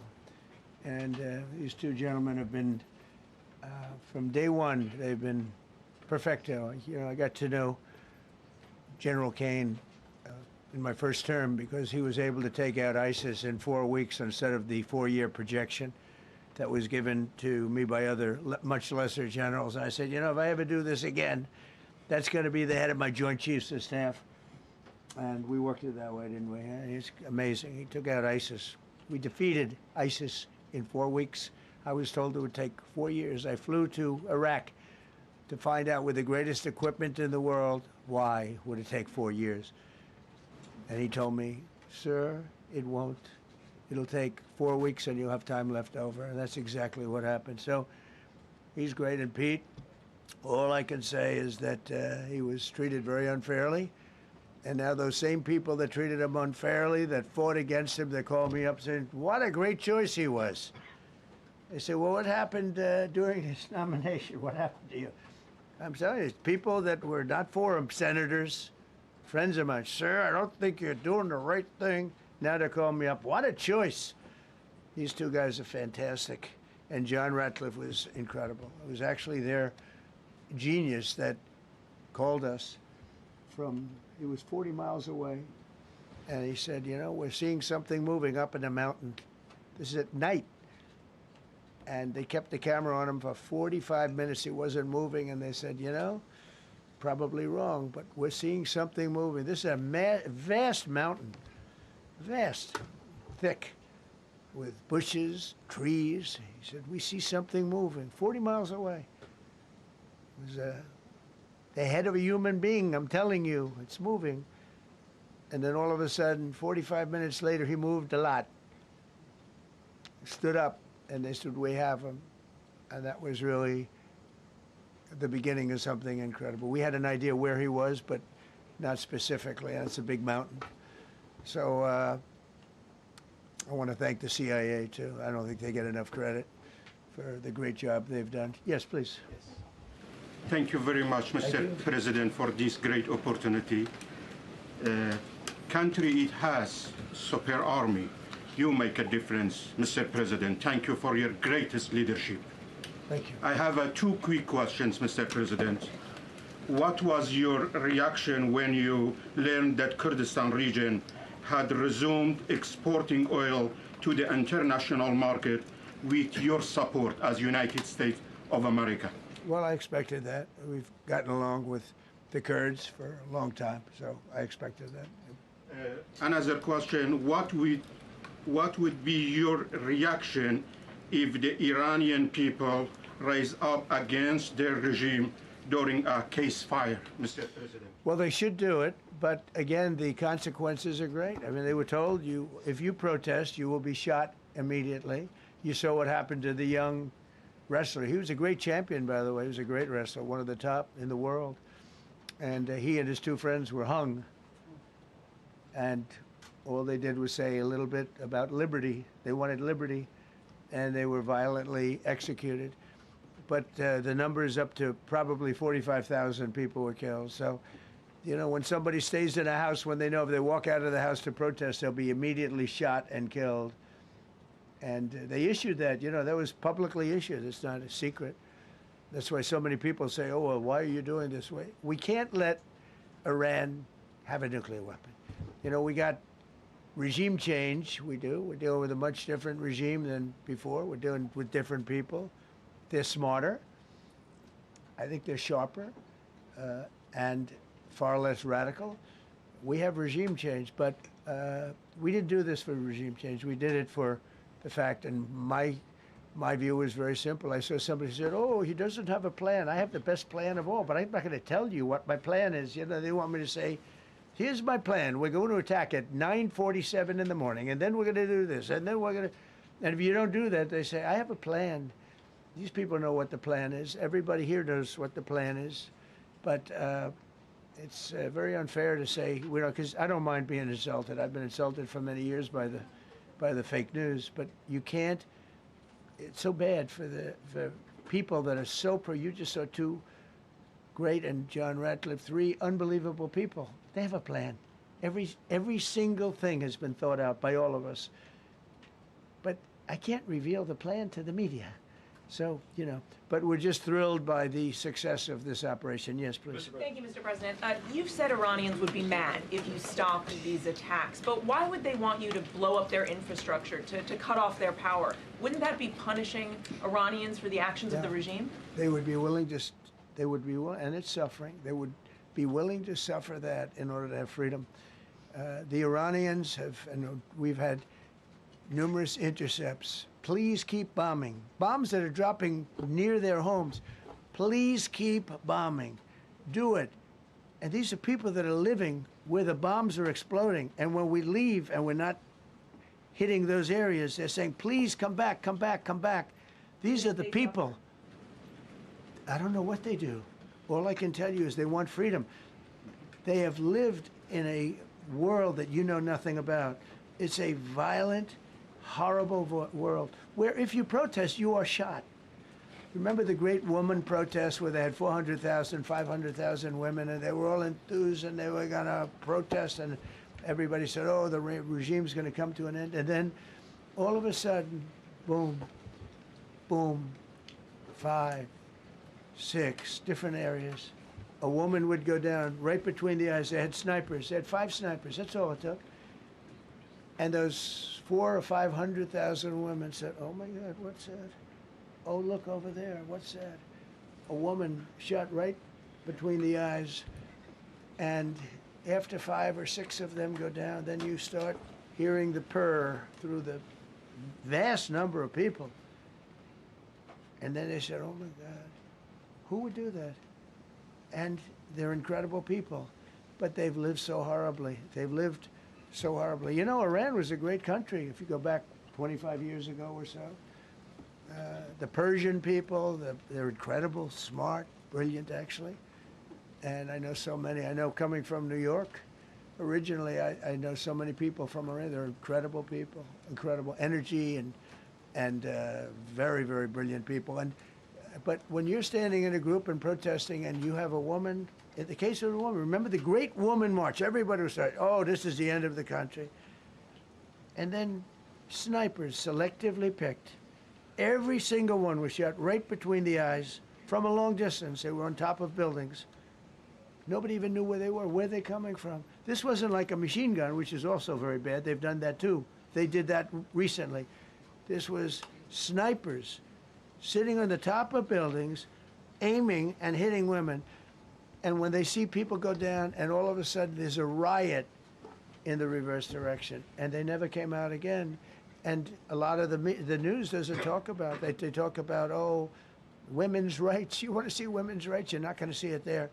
It's amazing when I see some of the stupid people like, you know, AOC +3, all that group. They talk about, oh, freedom for Iran. They don't tell you the real facts. Women, men, gays. How about gays for Iran? They kill the gays. They throw them off buildings. So I wonder what's going on. I can only say this. They want us to keep bombing, even if it jeopardizes, because their life is in much greater danger. They want freedom for Iran, but it's very hard for them to protest. I actually tell them, I said, don't go out. I fully understand. Nobody in this room would go out. I don't think there's any, because frankly, it's not a question of bravery. We're all brave, right? You're brave, I'm brave, we're all brave. But we're also intelligent. If you have people shooting at you, expert shots with the best rifles you can get, and hitting you right between the eyes every single time, and you're looking here and you're seeing and you're looking here, you're out of there. I don't care who it is. Please. Mark Meredith, Fox News. I know that. Oh, thank you. How would I know that? Go ahead. America's watching. No. Good job. Can we go back to the weekend? First off, was everyone on board with the operation, or were there people that were trying to talk you out of going through with the operation this weekend? Not everybody was on board. Somebody else within No, there was military people, very professional, that preferred not doing it. These two were totally on board, which was very important. They weren't, it would have had a little difficulty. But no, there were military people that said, you just don't do this. You don't go into the heart of a very powerful military. You know, this is, hey, you have countries and countries. You have some countries where military is not their strong suit. This whole thing is militarized like nobody's ever seen before. Half the people are wearing uniforms. And we had people within the military. Usually it's not done. That's one of the reasons. You know, I was surprised. Somebody said it's the only time it's ever been done. I said, that's not possible. But it is possible, because you're going into hundreds of thousands of soldiers along the path. I mean, look at some of the helicopters, how they got hit. So, yeah, there were people within the military that said it's a wise. And don't forget, how many men did you send altogether, approximately, for the operation? I'd love to keep that a secret. Okay, well, we are. But I will tell you, the number, I'll keep it a secret, but it was hundreds. And hundreds of these people, that's pretty good. Is he central casting? But hundreds of people went into this journey. Hundreds of people could have been killed. Forget about the equipment, a lot of equipment, nobody cares. Hundreds of people could have been killed. So we had people that were within the military that said this is not a wise, and I understood that, but I decided to do it. Was there a point that that you were thinking there's too much on the line, and somebody was saying maybe we abort this now and wait? I mean, given the resource, like the general said, it seemed like there was so much on the line here. You must have been thinking, well, this could have completely changed. So the first one, which was in many ways as dangerous as the second, I guess it gets, because we're flying over daylight. You know, we're the best at the world at night. We have goggles that nobody, we have goggles, I've tried them, they're unbelievable. I see better with the goggles at night than I see without them during daylight. I mean, daylight today, we have a beautiful day. You see just as well with goggles. In many ways, it's enhanced. So we have the best in the world. So it's much safer for us to do it at night, whereas other people, no other country has that capability. They don't have that particular piece of equipment like we do. But when I was told flying and in daylight, I think we flew 7 hours over Iran, and that's a long time, over unbelievably hostile territory where they have nothing but weapons. We took out their anti-aircraft, which is great. We took out their radar, which is great. We took out a lot, but they still have, you know, what hit this one was a handheld shoulder missile, heat-seeking missile. So it's not like, you know, they're totally whatever. And they had probably a little luck, because you got to get lucky. But they shot it, and it got sucked in right by the engine. But these guys were out of there. They were great. Their timing was great. But no, I was told that this is a very dangerous mission. I understand. They didn't say it's a foolish mission. They said, you know, we're going to be sacrificing hundreds of people do this. This is, I mean, you have tankers that are flying over this area so that the flight was so long they had to refuel. It's a very dangerous mission. I just felt it was worth it. If you would have told me that we would have been successful, gotten both, and nobody was even essentially injured, I would have said that would be impossible. Yeah, please. Mr. President, thank you very much. Thank you, sir. Well, I'll come back to you. Okay, thank you. Given that you are now dealing, you say, with a more reasonable, less extreme leadership in Iran, what does that mean for the protesters, for the human rights movement in that country after this conflict? Well, What's your positive. expectation? Yeah, if they assume control, if we do something and they assume control, I think it's very positive, a big step. I don't think you'd see the radicalization that you have seen in the last. Look what happened. I mean, women are being executed because they're not properly clothed, they say.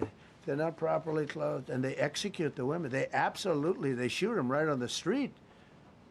No, you have a much different group of people. Now, I'm not saying we are dealing with them. Essentially, they have till 8 o'clock tomorrow night, Eastern time. But we are dealing with them. I think it's going well. Mr. Witkoff is here, and JD's involved in the dealing. Mr. Witkoff is sitting right here, and I think it's going fine, but we'll have to see. You have to understand, we've been dealing with these people for 47 years. I'm standing here with a much more powerful Iran as of a month ago, not anymore. Right now, they are decapitated. But I'm standing here a month ago with a much more powerful Iran than it was at any point during 47 years. This should have been handled by 7 presidents, a lot of presidents. And those presidents are saying now, every one of them to their friends, we should have done this a long time ago. So it's not something I like doing. It's very dangerous, and we're getting them at the height of their strength. If I didn't terminate the Barack Hussein Obama Iran nuclear deal, they would have had don't forget, that was a path to a nuclear weapon. Remember this. He chose Iran over Israel, pure and simple. How Israel can vote for a Democrat is, if you're Jewish in New York City or any place else in this country, and how you can vote for a Democrat is unbelievable, because he chose Iran, a very hostile Iran. Remember when he filled up a 757 with cash, billions of dollars of cash, and he sent it over to them. Then they gave them tens of billions of dollars. He chose Iran over Israel, and really the Arab world, if you look, because, you know, the other, Saudi Arabia, Qatar, UAE, I mean, you take a look. I mean, I can add Kuwait, and I can add Bahrain, and you can add others. He chose such an unlikely candidate. Nobody could believe it. Frankly, if you're going to choose between Iraq and Iran, he should have befriended Iraq. He went in the exact opposite direction of all thinking, and he made a terrible mistake. But that was a road to a nuclear weapon. And when I terminated that, everyone said, oh, he terminated it. It was one of the best things we ever did, because he had a road to a nuclear weapon. And It was a very short-term deal. You know, countries don't do 10-year deals. Countries do hundreds of years. You don't do a 10-year deal. For a country, you need, this isn't, you're a landlord and you're renting a store on a certain street and you give somebody a 5-year or 10-year lease. This is a country. It was a short-term deal. It was ready to expire. I terminated it before it expired. Took a lot of heat, and it was one of the best things I ever did because he would have had a nuclear weapon. Then he would have had another nuclear weapon, had those beautiful B-2 bombers not gone in 8 months ago and obliterated that site. And by the way, the word is obliteration. CNN said, well, maybe it wasn't complete. It was so complete that they still haven't been able to get it.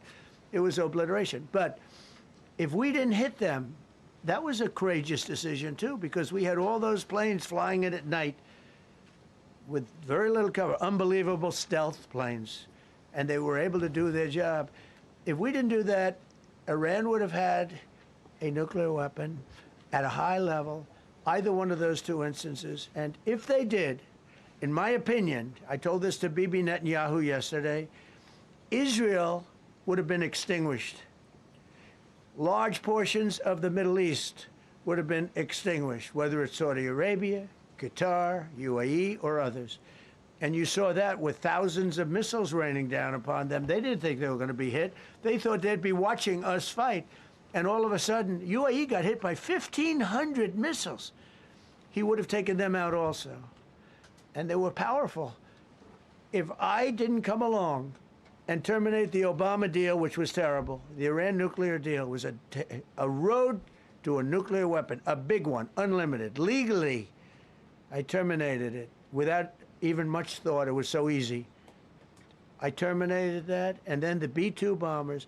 And I did one other thing. I had killed Qasem Soleimani, who was an evil genius.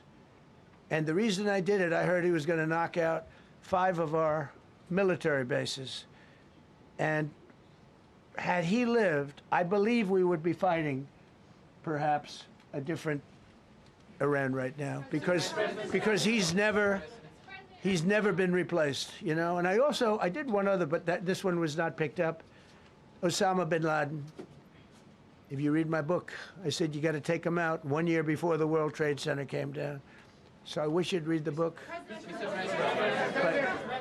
But you, as a president, to be a good president, I believe you have to have good instincts. And a lot of this is instinct. Yeah, please. Thank you so much for taking my question, Mr. President. Mr. President, last week you suggested that Europe should take the lead on reopening the Strait of Hormuz.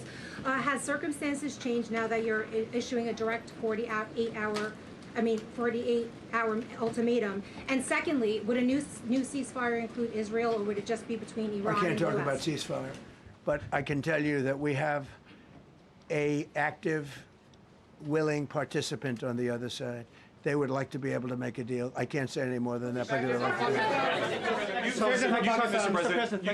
You've listed the goals. Excuse me. Please, go ahead. You've listed the goals. Mr. President. Who are you with? Who are you with? My name is Diyar Kurd. I'm with the largest Kurdish media outlet, Rudal Media Network. It's based in Iran.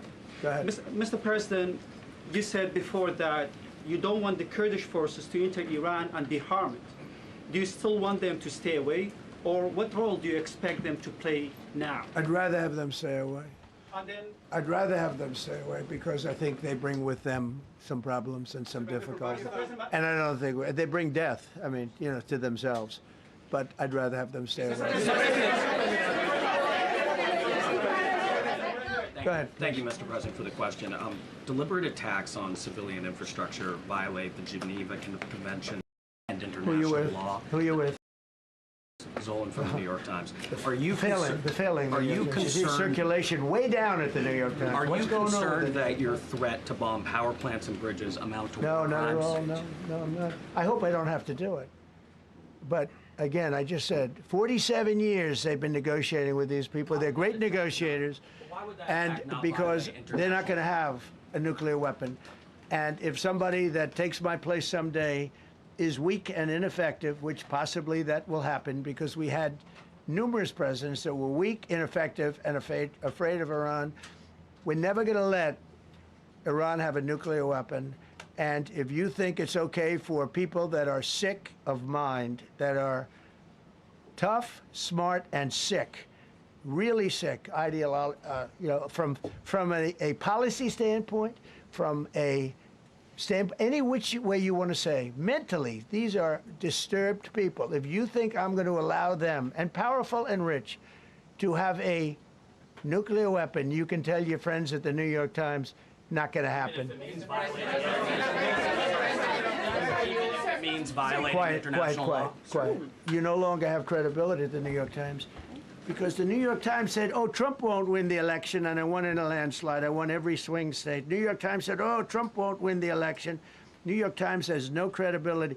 The credibility they have is it used to be all the news that's fit to print. The old gray lady, it was great, but they're running on past fumes, and you can't keep doing that. You have to be able to give the correct news. And people like you, who I know, are fake. You're fake. Go ahead, please. Your messaging on the war has moved from the war is coming to an end to war going to be bombing Iran to the Stone Ages. Right. And we've heard a range of those kind of messages. So which is it? Are you winding this down? Can't tell you. Or are you escalating I can't tell it? you. I don't know. I can't tell you. Depends what they do. This is a critical period. They have a period of, till tomorrow at 8 o'clock. I gave them an extension. They asked for an extension of 7 days, right? I said, Steve, give them 10 days. 10 days is up actually today, so I gave them 11, I guess, indirectly. I thought it was inappropriate the day after Easter. I want to be a nice person. They have till tomorrow. Now, we'll see what happens. I can tell you they're negotiating, we think, in good faith. We're going to find out. We're getting the help of some incredible countries that want this to be ended because it affects them also. A lot of people are affected by this, but we're giving them till tomorrow, 8 o'clock Eastern time, and after that, they're going to have no bridges, they're going to have no power plants. Stone Ages, yeah, Stone Ages. CNN fake news. Are you willing to make a deal that does not include reopening the Strait of Hormuz, or is that now a top priority? I would say it's a very big priority because, see, that's one thing that's a little different than other things. We can bomb the hell out of them. We can knock them out for a loop. But to close the strait, all you need is one terrorist that somehow has a truck loaded with, because you can carry them in trucks, large trucks, a water mine, drop them in the water, and now you tell people that own ships that cost $1 billion to don't worry about the mine. You can do that even just by saying we put mines in the water. So it's not like the rest. We can knock out their military. We already have. We've knocked out their Navy. We've knocked out their Air Force completely. We've knocked out 158 ships in 3 days. We've knocked out even their mine droppers. They don't have any mine droppers anymore, but they put them on other boats, and they could drop them. I'm not even sure they have any mines there, by the way. I'm not sure. I'm personally, they say there might be 8. I don't know. I think there might be none because they're very good bullshit artists. That's why for 47 years they've been bullshitting other presidents, and they haven't done the job. And people are living in hell. You live in that country, they're living in hell. No, I think that 47 years of this stuff is long enough. They're at the weakest point they've ever been. They have no Navy, they have no Air Force, they have no anti-aircraft weaponry, they have no radar, they have no communication. In fact, the biggest problem we have in our negotiation is that they can't communicate. I said to Steve, what are they saying? Sir, they can't communicate. They have no method of communication. So we're communicating like they used to communicate 2,000 years ago with children, bringing a note back and forth. They have no communication. But all I want to see is I want to have a safe world, and you're not going to have a safe world. Israel will be gone. The Middle East will be gone. And then they're coming for Europe.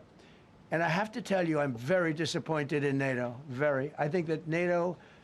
I think it's a mark on NATO that will never disappear in my mind. You know, they're coming to see me on Wednesday. They're going to say, oh, we'll do this, we'll do that. Now they all of a sudden want to send things, you know. But they said it loud and clear at the beginning when I spoke to UK of all. I would have said they would have been the first because they're the oldest. And I say, yeah, I'd love to have a little help. He said, no, sir, we'd rather wait till you win. I said, I don't need help after we win. They have 2 old broken aircraft carriers, barely work. I said, I guess we can use them. Who the hell knows? I called the general. He didn't even want them. He said, we don't really need them. We got the SS Abraham Lincoln, sir. We don't need them. You know, we have, in terms of technology, we had one day 101 missiles going at 2,700 miles an hour, aimed at the Abraham Lincoln. 101 missiles. Out of 101 missiles, 101 missiles were shot down. Unbelievable technology. 10 years ago, 5 years ago, I don't know if that would have been possible, but 10 years ago, that wouldn't have been possible. 101 missiles heading to a ship that's not that far off the coast. And out of the 101 missiles, we shot down all 101. We have weaponry. The Patriots are unbelievable. We have weaponry that's unbelievable, yeah. Go ahead, please. Yes. Thank you, Mr. President. You said earlier today during the egg roll that you would like to take Iran's oil, but Americans want U.S. forces home. Correct. What's that trade-off? If I had my Does it choice, take too yeah, much time? because I'm a businessman first. With Venezuela, as you know, the war was over in about 45 minutes. And we have great people running Venezuela, very good people. I mean, the relationship is good. And we are a partner with Venezuela. And we've taken hundreds of millions of barrels, hundreds of millions. Over 100 million barrels already is in Houston, refined and out. And paid for that war many, many times over, many times. You know, the old days, to the victim. Okay, you know that. To the winner belong the spoils, go the spoils. And I've said, why don't we use it? To the victor, go the spoils. And we don't have that. We haven't had that in this country probably in 100 years, because even the Second World War, you look at the Second World War, we didn't have it with the Second World War. We helped rebuild all those countries. We rebuilt Germany. How about Germany telling us that, well, it's not their war. We had nothing to do with it. They wanted me to go and tell them everything I was doing. We didn't know anything about it. Well, if I would have told them, they would have leaked it, and we wouldn't have been nearly as successful, possibly, right? But to the victor belong the spoils. So we haven't heard that in, I think, maybe hundreds of years. Now with Venezuela, and we, just so you understand, the people of Venezuela, they say if I ran for president of Venezuela, I'm polling higher than anybody has ever polled in Venezuela. So after I'm finished with this, I can go to Venezuela. I will quickly learn Spanish. It won't take too long. I'm good at language. And I will go to Venezuela. I'm going to run for president. But we're very happy with the president-elect that we have right now, the people that are running it. If you remember Bush with Iraq, they fired the generals, they fired the police, they fired the people that worked in their equivalent of the White House. They fired everybody. And you know what they had? They had a mess. And you know what happened? ISIS formed. Those generals and those soldiers got together, the police got together, they all got together, they formed ISIS. Not going to happen with us. So Venezuela has been an incredible situation. We went in, we were very successful, military power like nobody's ever seen. The general, Venezuelan general said, I was on that site. I said, I've never seen ferocity like that. I've been doing this for 40 years. He said, I've never seen it. They hit us from 17 different, they were all set. They saw that big, beautiful aircraft carrier, the Ford in that case, and planes were pouring off it at 1 o'clock in the morning. So typically when you see that late at night, you know, you could be in trouble, right? And we were all ready. They had their equipment, it was Russian, and they had Chinese equipment. It was all set. They were going to give us a fight. He said, and then they came, and they came at speeds like we've never seen. And they came at 17 different angles. The general and his people, that was a lot of angles. They hit him from every angle. He said, we knew it was over in 3 minutes. We were waiting for them. Their equipment didn't work, and there's a reason it didn't work. Someday we'll explain that to people. They pressed the button, nothing happened. They pressed it again and again, nothing happened. And he said, we knew this whole thing was over in 3 minutes. We've never seen any, he used the word ferocity. The ferocity of these planes from 17 different angles, and it was over. They went inside. And remember, that was on a military base with thousands of soldiers. And those soldiers looked and they said, get the hell out of here. Thousands. We didn't have thousands. We had like 200 people. So we have a great military. And I'll tell you what, somehow this rescue captured the world's attention, more so than normally. You're talking about 2 people. But this rescue captured the world's attention.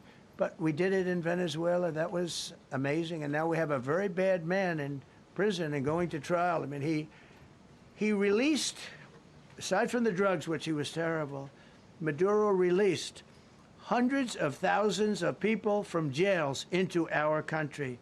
Drug dealers, murderers, the worst people in the world were released into our country because we had a stupid president who probably didn't know, and we had a border czar who never went to the border and never once called our great Border Patrol agents, right? Not once, Kamala. She never called the Border Patrol.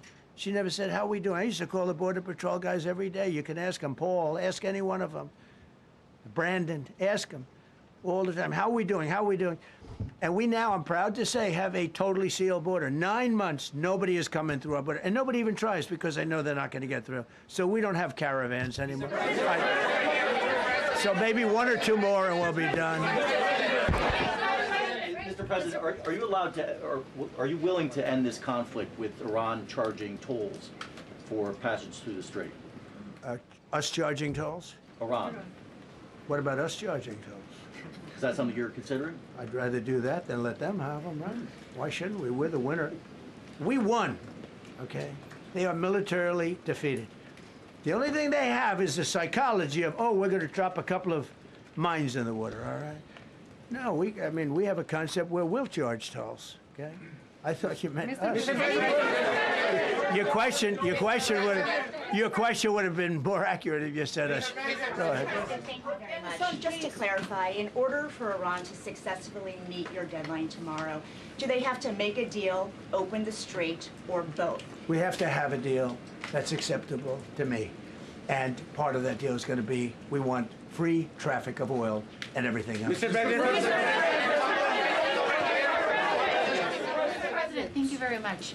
You've said glory be to God in this conflict. Do you believe that God supports the United States' actions in this war? I do, because And have you God sought is his direction? good. Because God is good, and God wants to see people taken care of. God doesn't like what's happening.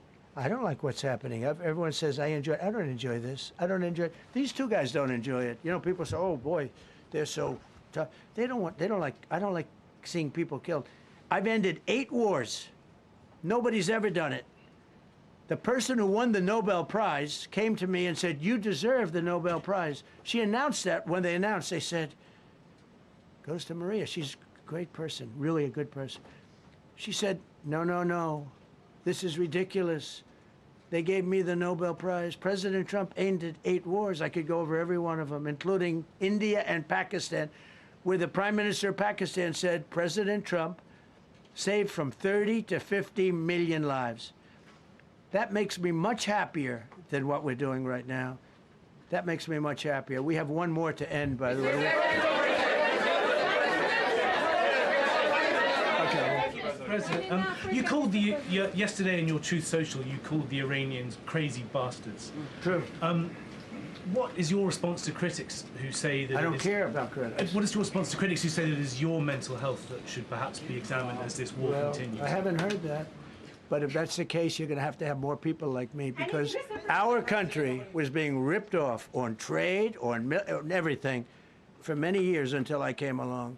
So if that's the case, you're going to have more people. Dasha, go ahead. Dasha, go. You said that very little is off limits in Iran as far as targeting, Yeah. including power plants, bridges. You've mentioned those. Very little is off limits. Are there certain kinds of civilian targets, though? I'm thinking schools I don't want or to tell you hospitals that. you I don't want to say tell you is that. off- We have a plan, because of the power of our military, where every bridge in Iran will be decimated by 12 o'clock tomorrow night, where every power plant in Iran will be out of business, burning, exploding, and never to be used again. I mean, complete demolition by 12 o'clock.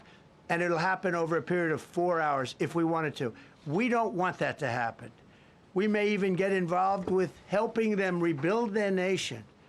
And you know what? If that's the case, the last thing we want to do is start with power plants, which are among the most expensive things, and bridges. You saw the bridge. The bridge went. We were very close to a deal. And then I got a call from Mr. Witkoff, Mr. Kushner, and JD saying, I think they're breaking the deal. I said, tell them that's okay. Don't worry about it. But tell them to look out their window and watch. And within 45 minutes, I gave the order to knock out the biggest bridge. I gave the order, knock out the biggest bridge in, I believe, the Middle East, but the biggest bridge in Iran. And within 10 minutes after I gave that order, that bridge was over. So do I want to do that? No. Do I want to destroy their infrastructure? No. It will take them 100 years to rebuild. Right now, if we left today, it would take them 20 years to rebuild their country, and it would never be as good as it was. And the only way they're going to be able to rebuild their country is to utilize the genius of the United States of America.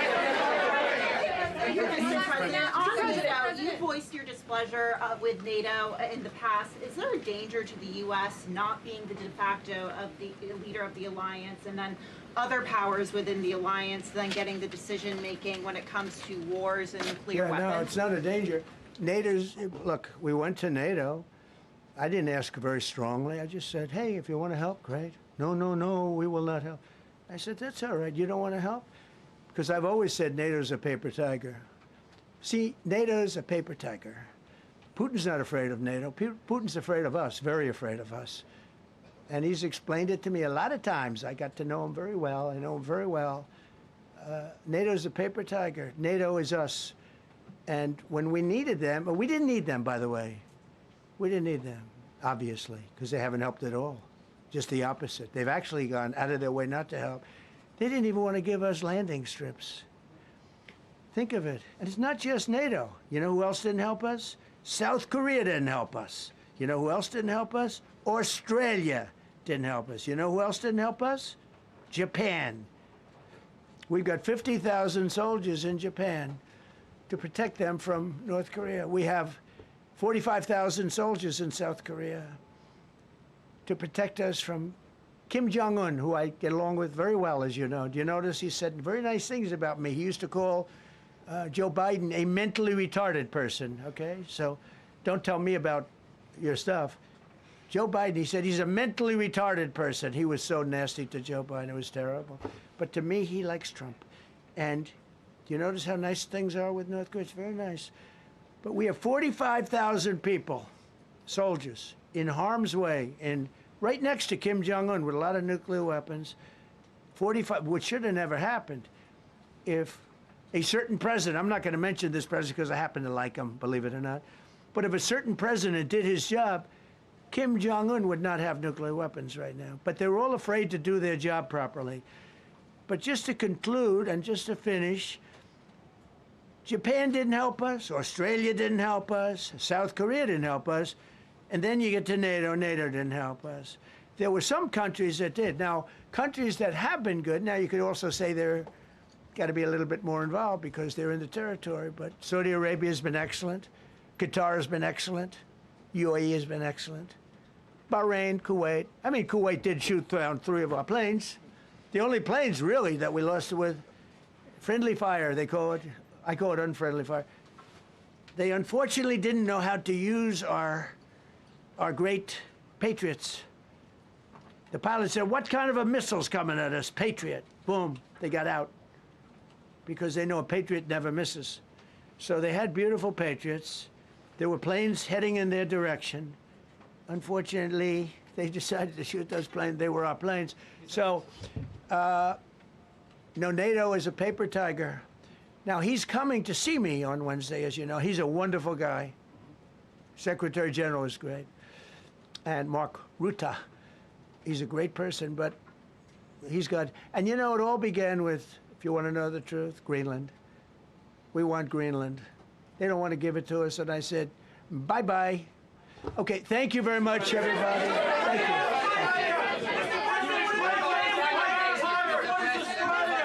What about rising gas prices for Americans who are concerned? General King, how are you?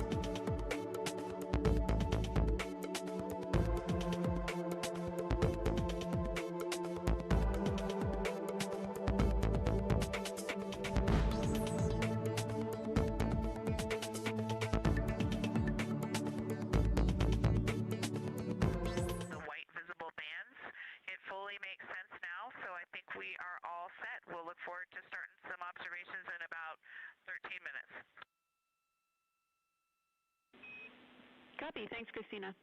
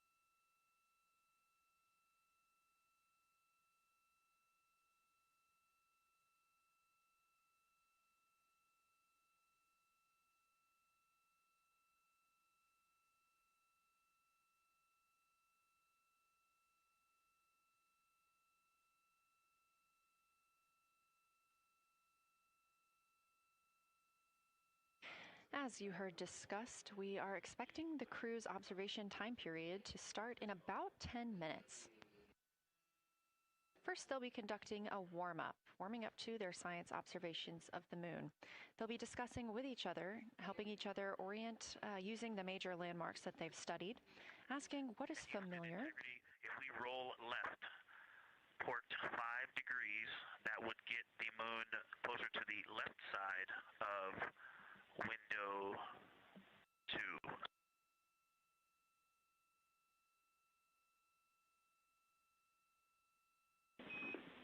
Copy, Victor. We'd like to know if it's pitch and roll or one or the other.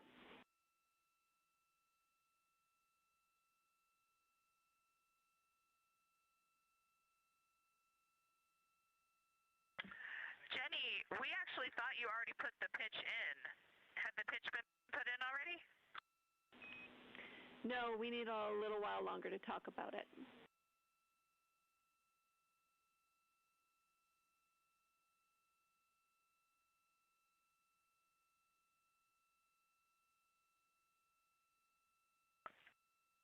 So, Jenny, I guess what's happening is just as our orbit's changing, where it is in the window is changing, so maybe these fancy little adjustments aren't worth it. It's going to continue to move in the window.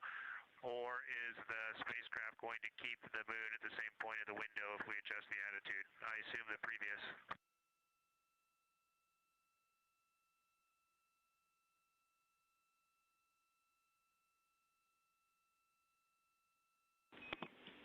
right now, we are pointing the center of the window to the center of the moon with 2 degrees of deadband.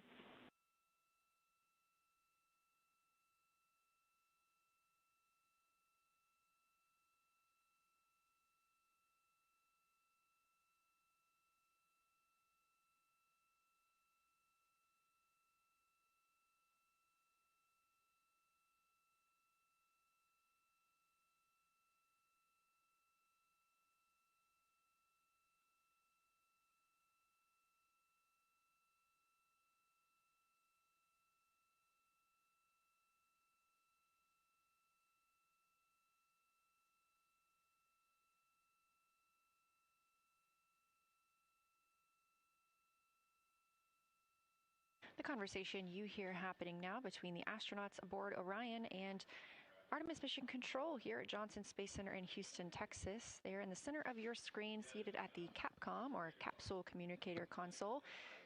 That's Jenny Gibbons, Canadian Space Agency astronaut and Artemis II backup. She was also the lead Capcom for Expedition 63 aboard the International Space Station.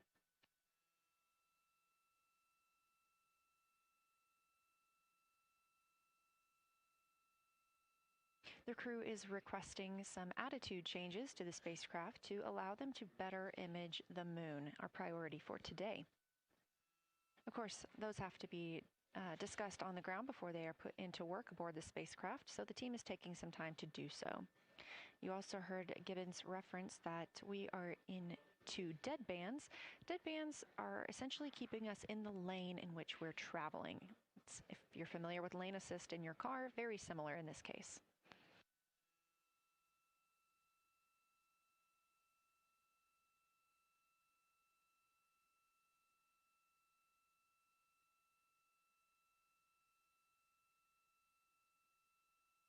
We are now 10,870 miles away from the moon, traveling 1,066 miles per hour and 249,390 miles away from Earth.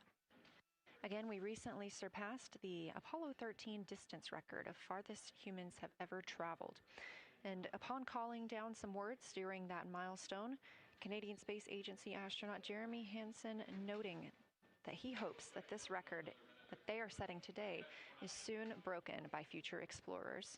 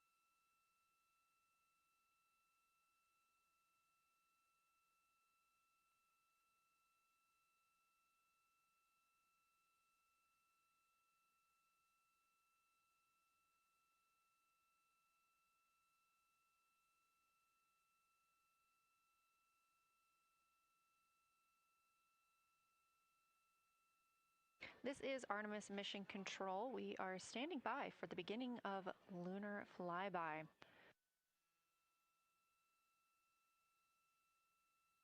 expecting that to start in just a few minutes when the crew will begin